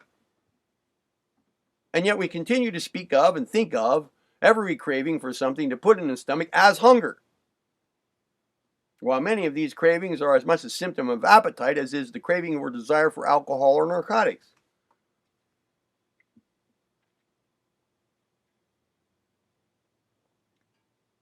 The lower animal has a natural hunger until it's spoiled by contact with man or woman, who tempts it with candies and similar articles, miscalled food. The young child has a natural hunger until it is spoiled in the same way. In the child, natural hunger is more or less replaced by acquired appetites, the degree depending largely upon the amount of wealth its parents possess.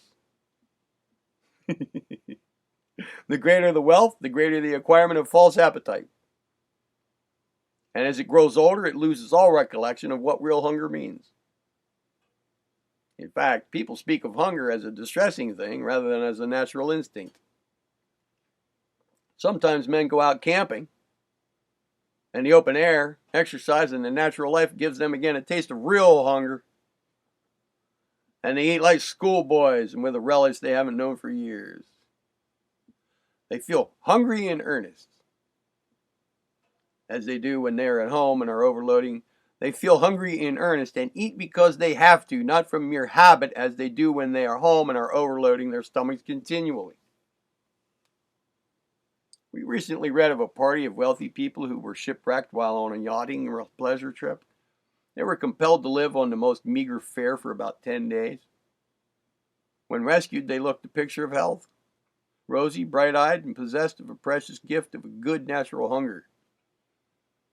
Some of the party had been dyspeptics for years, but the 10 days experience with food scarce and at a premium had completely cured them of their dyspepsia and other troubles. They had obtained sufficient to properly nourish them, and had gotten rid of the waste products of the system which had been poisoning them. Whether or not they stayed cured, so to speak, depended on whether they again exchanged hunger for appetite. Natural hunger, like natural thirst, expresses itself through the nerves, of the mouth and the throat. And when one is hungry, the thought or mention of food causes a peculiar sensation in the mouth, throat, and the salivary glands. The nerves of those parts manifest a peculiar sensation, the saliva begins to flow, and the whole of the region manifests a desire to get to work. The stomach gives no symptoms whatsoever. It's not at all in evidence at such times. When one feels that the taste of good wholesome food would be most pleasurable. There is none of those feelings of faintness, emptiness, gnawing, all goneness, and so forth in the region of the stomach. In the case of natural hunger. The last mentioned symptoms are all characteristics of the appetite habit, which is insisting that the habit must be continued. Did you ever notice that the drink habit calls forth those symptoms too? The craving and the all-gone feeling is characteristic of both forms of abnormal appetite. The man who is craving a smoke or a chew of tobacco feels pretty much the same way. A man often wonders why he can't get a dinner such as mother used to cook.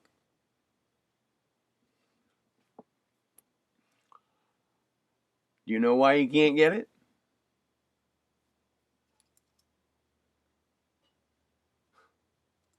Well, it's simply because he has replaced his natural hunger by an abnormal appetite. And he doesn't feel satisfied unless he gratifies that appetite, which renders the homely fare of the past an impossibility. If the man were to cultivate a natural hunger by a return to first principles, he would have restored to him the meals of his youth. He would find many cooks just as good as mother was, for he would be a boy again, with respect to the matter. You're probably wondering what all this has to do with Hatha Yoga. Well, it has this to do with it. The yogi has conquered appetite, and he allows hunger to manifest through him. He enjoys every mouthful of food, even to the crust of dry bread, and obtains nourishment and pleasure from it. He eats it in a manner unknown to most people, which will be described a little further on. And so far from being a half-starved anchorite, he's a well-fed, properly nourished enjoyer of the feast, for he has possessed himself of that most piquant of all sauces, hunger.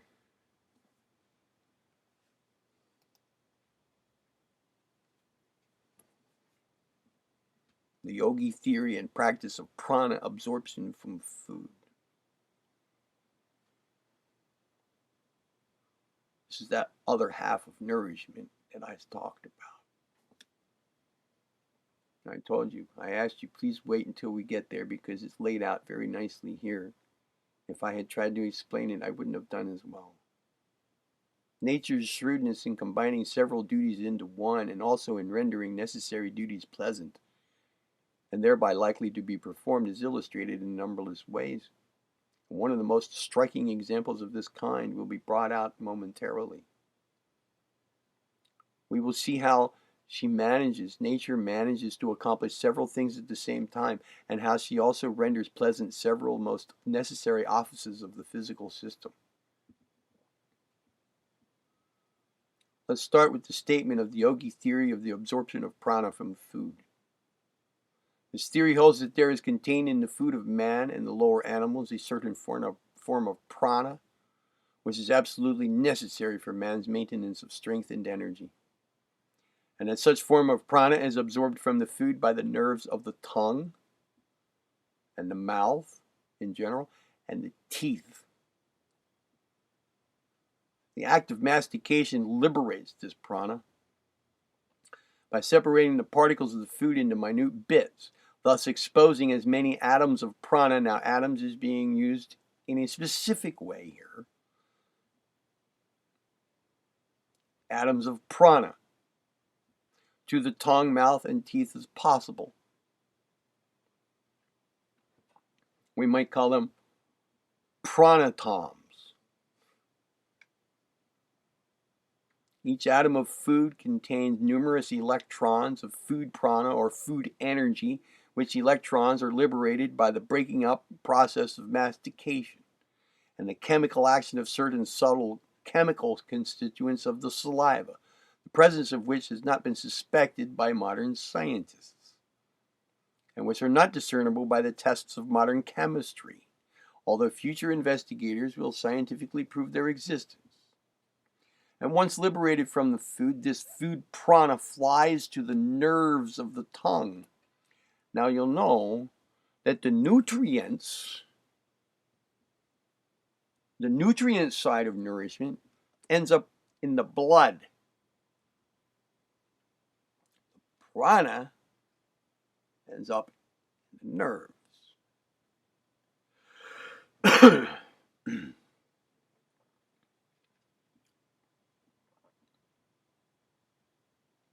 From whence it is conveyed to all parts of the body, where it is used to furnish energy and vitality to the cells. And this is a bare statement of the theory, the details of which we will endeavor to fill in as we proceed. The student will probably wonder why it's necessary to extract this food prana. I mean, insofar as the air is heavily charged with prana, and it might seem like a waste of effort on the part of nature to use so much energy in order to extract prana from food. But here's the explanation. Just as all electricity is electricity, so is all prana simply prana. But just as there are several forms of the electric current manifesting widely different effects upon the human body, so there are several manifestations or forms of prana, each of which performs certain work in the physical body, and all of which are needed for the different kinds of work. The prana of the air fulfills certain offices, that of water others, and that derived from the food still a third set of duties. To go into the minute details of the yogi theory would be far into the purposes of this work, and we must rest content with the general statement here given. Again, general guidelines. The main subject before us is the fact that the food contains food prana, which the human body needs, and which it can extract only in the manner above stated, that is, by the mastication of the food and the absorption of the prana by the nervous system by means of the nerves of the tongue, the mouth, and the teeth. Now, let's consider nature's plan in combining two important offices in the act of masticating and in salivating. In the first place, nature intended every particle of food to be thoroughly masticated and insalivated before it was swallowed. And any neglect in this respect is sure to be followed by imperfect digestion, whether or not we're aware of it. Thorough mastication is a natural habit of man which has been neglected owing to the demands of artificial habits of living which have grown up around our civilization. Mastication is necessary to break up the food so that it is more easily swallowed, and also that it may be mixed with the saliva and the digestive juices of the stomach and the small intestines. We all know this. It promotes the flow of saliva, which is the most necessary part of the process of digestion. Insalivation of the food is part of the digestive process, and certain work is done by the saliva which can't be performed by the other digestive juices. And physiologists teach most positively that thorough mastication and proper insalivation of the food are prerequisites of normal digestion and form a most necessary part of the process. This is common information to us, but it has a more uncommon side to it. And going about eating food in the right way like this, with the knowledge of what's really going on behind the scenes, is a tremendous difference from the normal way of eating food these days. This is the part that people don't normally think of when they're looking for, what should I eat? What's good information about food? This is half of it. In other words, this is information that some of us know of, but maybe not to the full extent. Probably not to its fullest extent. But given what they know of it, They don't tend to regard that as a full 50% of the picture or greater.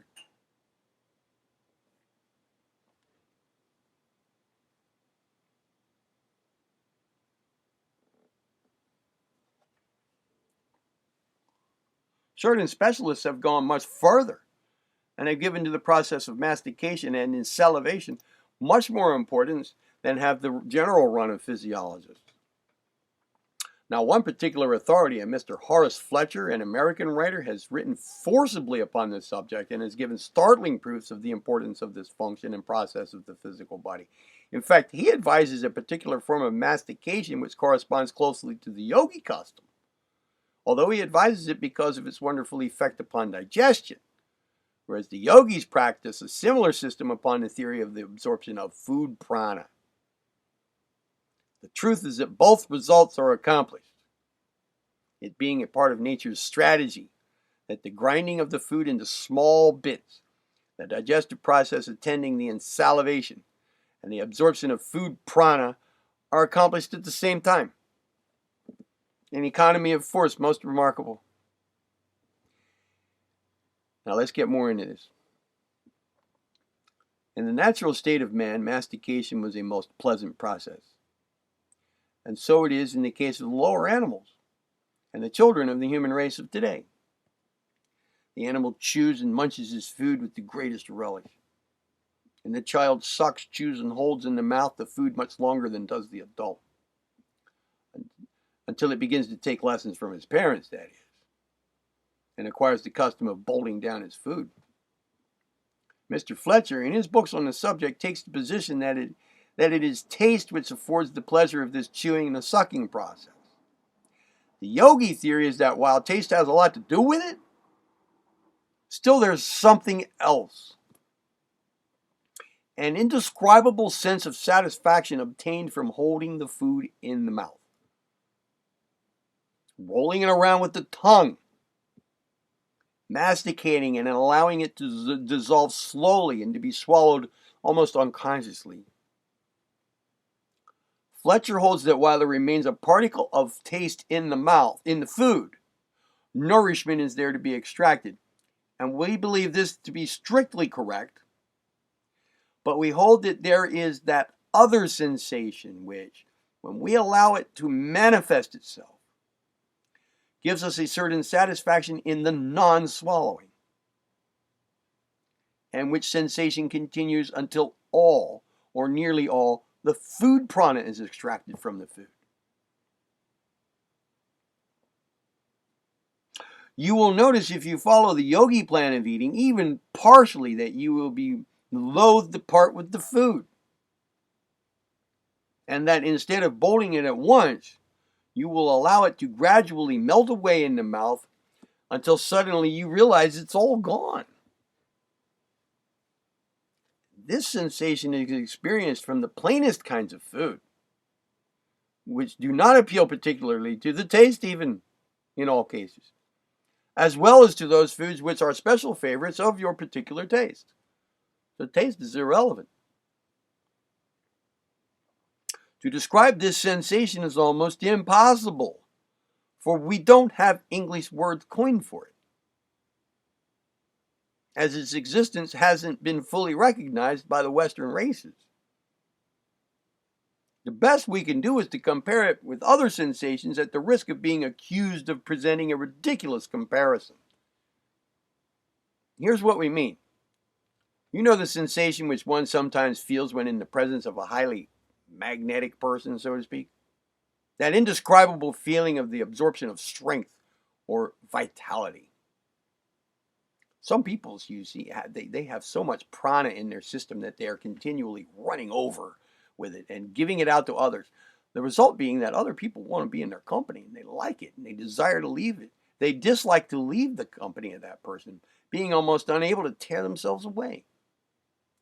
This is one instance.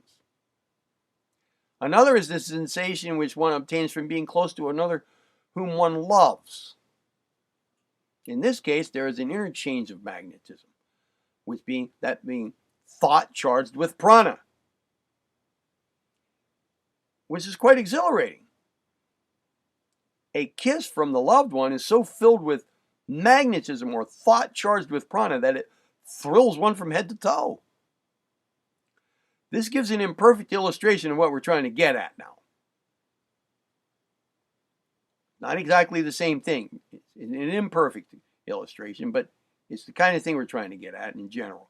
The pleasure that one obtains from proper and normal eating is not alone a matter of taste, but is largely derived from that peculiar sensation of the absorption of magnetism, let's say, or prana, which is very much akin to the examples above mentioned, although until one realizes the similar character of the two manifestations of energy, the illustration may just evoke a smile or maybe even ridicule. When one has overcome the false appetite, so often mistaken for hunger, he will masticate a dry crust of whole wheat bread and not only obtain a certain satisfaction of taste from the nourishment contained therein it, but will enjoy the sensation of which we have spoken of very keenly now. It takes a little practice in order to get rid of the false appetite habit and to return to nature's plans. The most nourishing of foods will yield the most satisfaction to the normal taste, and it is a fact to be remembered that food prana is contained in food in direct proportion to its percentage of nourishment. Another instance of nature's wisdom. The yogi eats his food slowly, masticating each mouthful so long as he feels like it.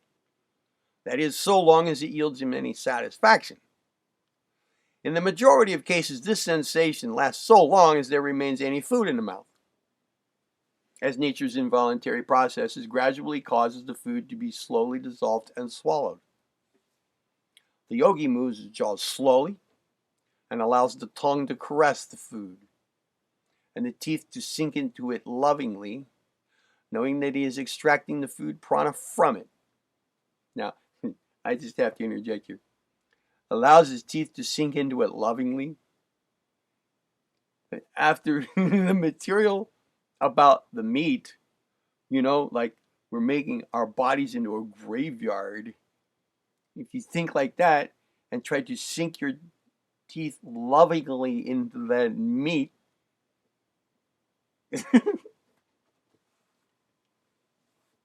oh well. Doesn't seem to fit.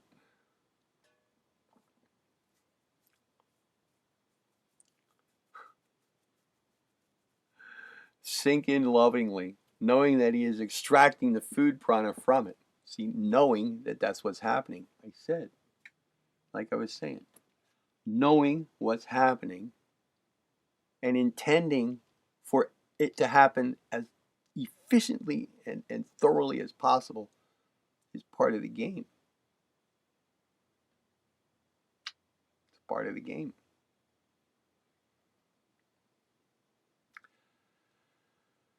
And that he is being stimulated and strengthened by it, and that he is replenishing his reservoir of energy. At the same time, he is conscious that he is preparing his food in the proper way for the digestive process of the stomach and the small intestines. All at the same time, all this awareness going on at the same time. And he is giving his body good material needed for the building up of the physical body. Those who follow this yogi plan of eating will obtain a far greater amount of nourishment from their food than does the ordinary person. Not just the mouth thing, but the knowledge of it and the intention for it to be the best it can be in these ways. Putting the mind into it in an appropriate manner. Every ounce when this plan of eating is followed, every ounce is forced to yield up its maximum nourishment. While in the case of the man who bolts down his food of half-masticated food, his mouth full of half-masticated food and insufficiently insalivated food, a lot goes to waste and is passed from the system in the shape of decaying, fermenting mass. Under the yogi plan, nothing is passed from the system as waste, except real waste. Every particle of nourishment having been extracted from the food, and the greater portion of the food prana being absorbed from its atoms. Food prana being absorbed from its atoms. Mastication breaks up the food into small particles, allowing the fluids of the saliva to interpenetrate it, the digestive juices of the saliva performing their necessary work, and the other juices mentioned earlier in this book acting upon the atoms of food in such a way as to liberate the prana, thus allowing it to be taken up by the nervous system.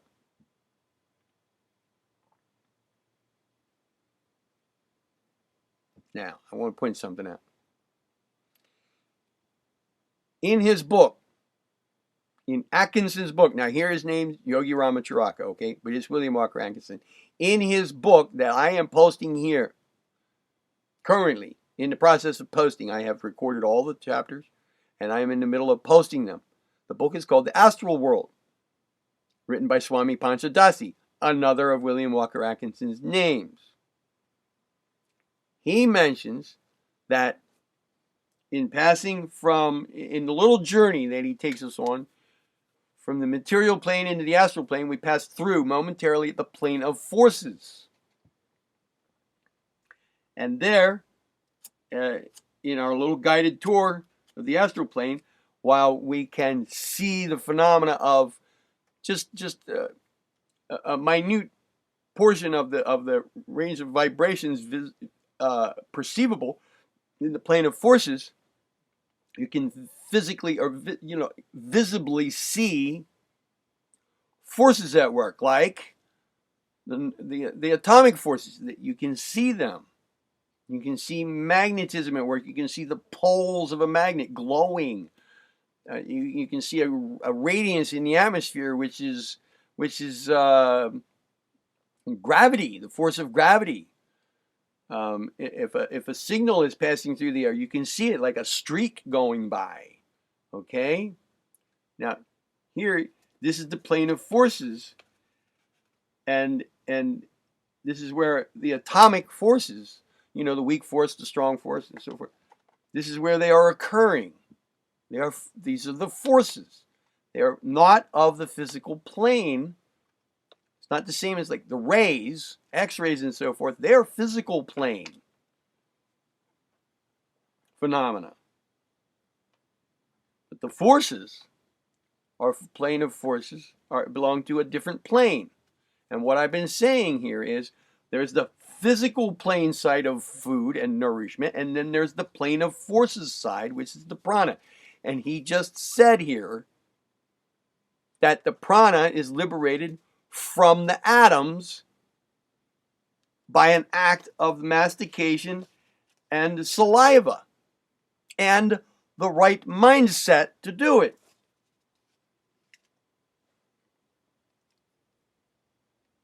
So, the physical action and the mindset working together with the chemistry involved has a certain relationship with the food, such that when certain actions are performed together in the right manner, a plane of forces phenomena occurs more efficiently and effectively. That's the other half of nourishment.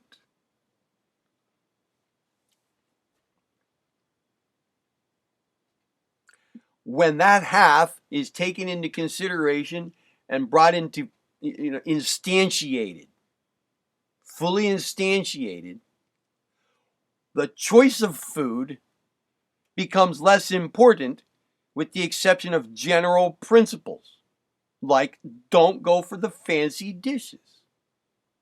Don't go for the things that are further away from nature. Don't eat things that are old when you have things that are young available. The general principles I was laying out before. Just follow the general guidelines in a general manner and instantiate the other 50% of the nourishment process.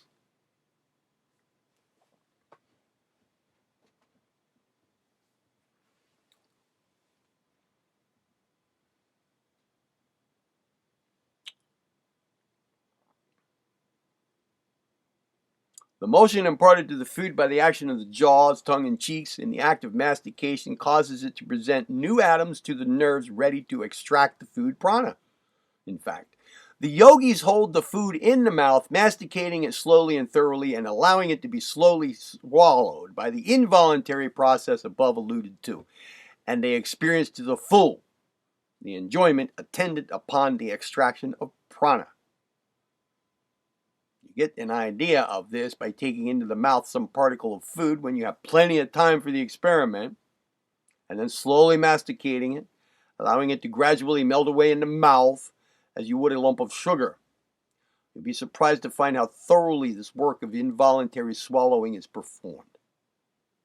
The food gradually yields up its food prana and then melts slowly away and reaches the stomach. Take a crust of bread, for example, and masticate it thoroughly, with the idea of seeing how long it will last without being swallowed. You'll find that it will never be swallowed in the usual way. But it'll gradually just kind of like disappear in the manner we just mentioned, after being reduced to a pasty, creamy mass by degrees. And that little mouthful of bread will have yielded you about twice as much nourishment as a piece of equal size eaten in the ordinary way, and about 3 times the amount of the food prana. Another interesting example is had in the case of milk. Milk is a fluid and, of course, needs no breaking up as does solid food. Yet, the fact remains that a quart of milk simply allowed to flow down the throat yields not over half the nourishment of food prana that is derived from the same quantity of milk sipped slowly and allowed to remain in the mouth a moment until it kind of melts away, the tongue being moved through it. The babe drawing the milk from the nipple of either the breast or the bottle, of course, does so by a sucking motion, which moves the tongue and the cheeks and produces a flow of fluid from the glands, which liberates the food prana and has also a chemical digestive effect upon the milk itself, notwithstanding the fact that true saliva is not secreted in the young babe and doesn't appear until the teeth show themselves. We advise our students to experiment with themselves along the lines just pointed out. Choose an opportunity when you have plenty of time, and then, masticating slowly, allow the food to gradually melt away, instead of making a deliberate attempt to swallow. This melting away of the food can only be possible when the food is masticated into a cream-like paste, thoroughly saturated with saliva, and the particles thereby converted into a semi-digested state, and having had the food prana extracted therefrom. Try eating an apple like this. You'd be surprised at the feeling of having eaten a fair-sized meal, and at the sensation of increased strength, which has come to you from it. We understand fully that it's quite a different thing for the yogi to take his time and eat in this way, and then for the hurried Western man of business to do the same thing. We fully understand this. And we don't expect all of our readers to change the habit of years all at once. But we feel sure that a little practice in this method of eating will cause quite a change to come over one, and we know that such occasional practice will soon result in quite an improvement in the everyday method of masticating the food. And we also know that the student will find a new delight, an additional relish in eating, and will soon learn to eat lovingly. That is, to feel loath to let the mouthful of food pass away. A new world of taste is opened up to the person who learns to follow this plan. And he'll get far more pleasure from eating than ever before. And will have, besides, a much better digestion, much more vitality, and he will obtain a greater degree of nourishment and an increased amount of food prana. It's possible for one who has the time and the opportunity to follow this plan to its extreme limit. to obtain it is possible for one who has the time and opportunity to follow this plan to its extreme limit to obtain an almost unbelievable amount of nourishment and strength from a comparatively small amount of food, as there will be practically no waste, as may be proven by an observation of the waste matter which is passed from the system. Those suffering from malnutrition and impaired vitality will find it profitable to at least partially follow this plan. The yogis are known as small eaters, and yet they understand fully the necessity and value of perfect nutrition, and always keep the body well nourished and provided with building material. The secret, as you will readily see, is that they waste practically none of the nourishment in the food, as they extract practically all that it contains. They don't burden their system with waste material, which clogs up the machinery and causes a waste of energy in order that it may be thrown off. They obtain a maximum of nourishment from a minimum of food, a full supply of food prana from a small amount of material. While you may not be able to follow this matter up to the extreme, you may work a great improvement in yourself by following the methods above given. We merely give you the general principles. Work the rest out for yourself. Experiment for yourself. That's the only way to learn anything anyway.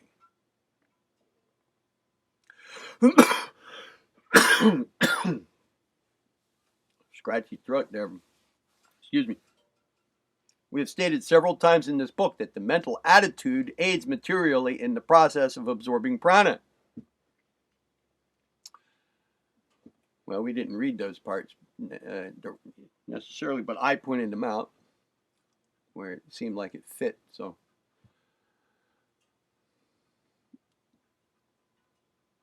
whether it came in the words of the book or from my mouth, either way, we have stated several times here that the mental attitude aids materially in the process of absorbing prana. This is true not only of the prana absorbed from the air, but also of the food prana. Hold the thought that you are absorbing all the prana contained in a mouthful of food, combining that thought with that of nourishment. And you will be able to do much more than you can do without so doing. Now, about food itself. We intend to leave the matter of the choice of food an open question. While personally we prefer certain kinds of food, believing that the best results are obtained from the use thereof, we recognize the fact that it's impossible to change the habits of a lifetime, of generations in fact, in a day. And man must be guided by his own experience and his growing knowledge, rather than by dogmatic utterances of others. The yogis prefer a non-animal diet, both from hygienic reasons and the Oriental aversion to eating the flesh of animals. The more advanced of the yogi students prefer a diet of fruit, nuts, olive oil, and so forth, together with a form of unleavened bread made from the entire wheat. But when they travel among those who follow different dietary rules from themselves, they don't hesitate to adapt themselves to the changed conditions to a greater or lesser extent, and they don't render themselves a burden to their hosts, knowing that if they follow the yogi plan of masticating their food slowly, their stomachs will take good care of what they eat. That's fine. In fact, some of the most indigestible things in the modern menu may be safely eaten if the above-mentioned system is adopted. And we write this chapter in the spirit of the traveling yogi.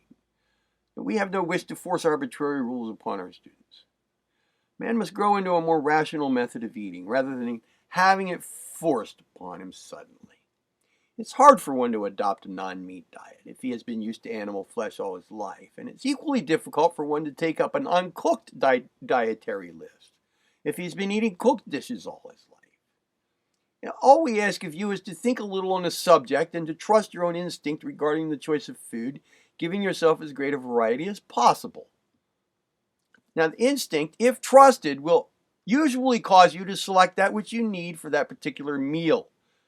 And we would prefer to trust the instinct rather than to bind ourselves to any fixed, unchangeable diet.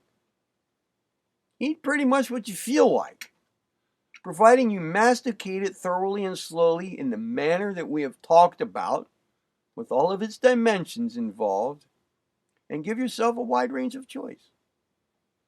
We will speak in this chapter of a few things which the rational person will avoid, but we'll do so merely in the way of just general advice. In the matter of non-meat eating, we believe that mankind will gradually grow to feel that meat is not his proper diet. But we believe that one must outgrow that feeling, rather than to have it beaten out of him, for if he longs for the flesh pots of Egypt, it's about as bad as if he really participated in the feast. Man will cease to desire meat as he grows, but until that time comes, any forced restraint of the meat habit won't do him much good. We're aware that this will be considered heterodox by many of our readers, but we can't help that fact. Our statement will stand the test of experience. If our students are interested in the question of the relative advantages of particular kinds of foods, well, then let them read some of the very good works which have been written upon the subject in recent years. Now, this was written, remember, in what, 1914 or 04? But let them read upon the several sides of the question and avoid being carried away by the particular fad of the writer whose book is before them. Now, it's instructive and interesting to read of the comparative food values of the various articles on our tables. And such knowledge will gradually tend toward a more rational diet. But such changes must be the result of thought and experience rather than upon the mere say-so of some person writing a hobby. We suggest that our students consider whether or not they are eating too much meat, whether they are living upon too much fat and grease, whether they are eating enough fruit, whether whole wheat bread would not be a good addition to their bill of fare, and whether they are not indulging in too much pastry and so-called made dishes. If we were asked to give them a general rule regarding eating, we would be apt to say, eat a variety of food, avoid rich dishes, don't eat too much fat, beware of the frying pan, don't eat too much meat, avoid especially the pig and the veal, let your general habit of eating tend toward the simple, plain fare rather than towards the elaborate dishes. Go slow on pastry, cut out hot cakes from your list, masticate thoroughly and slowly according to the plan we've given you, and don't be afraid of food. If you eat it properly, it won't hurt you, providing you don't fear it.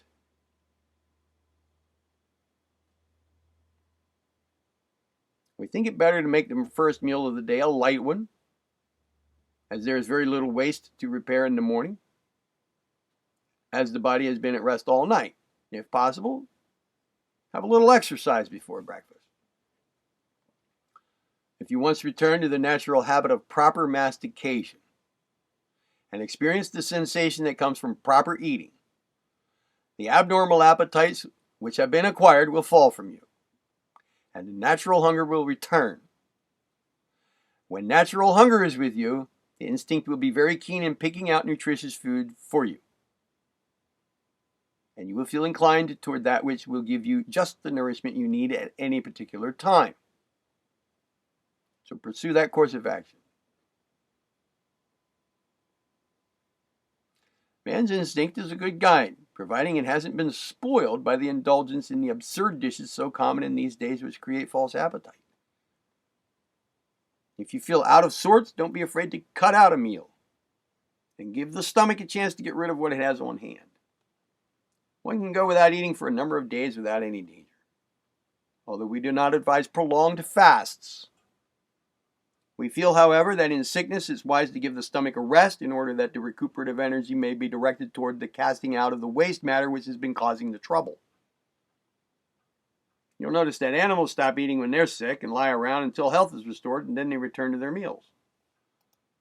We may take this lesson from them with considerable profit.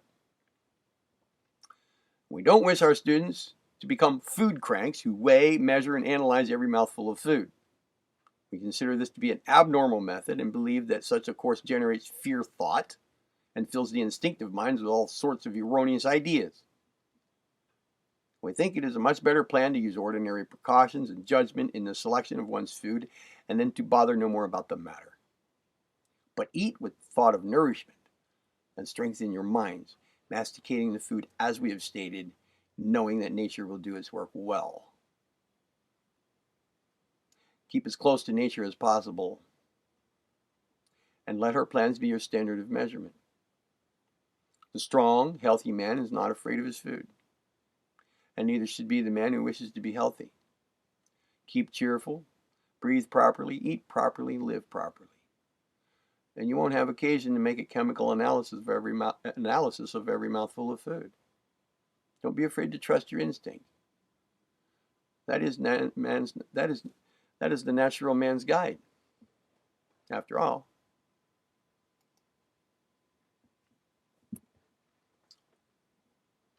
And the same goes with water. And I'll just leave it at that about water. Same thing, same process, same way of thinking about it.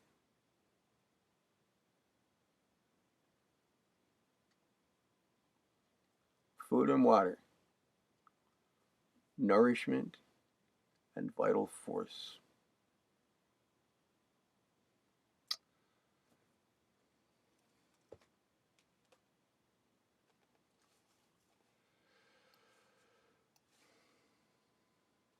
And there we have it.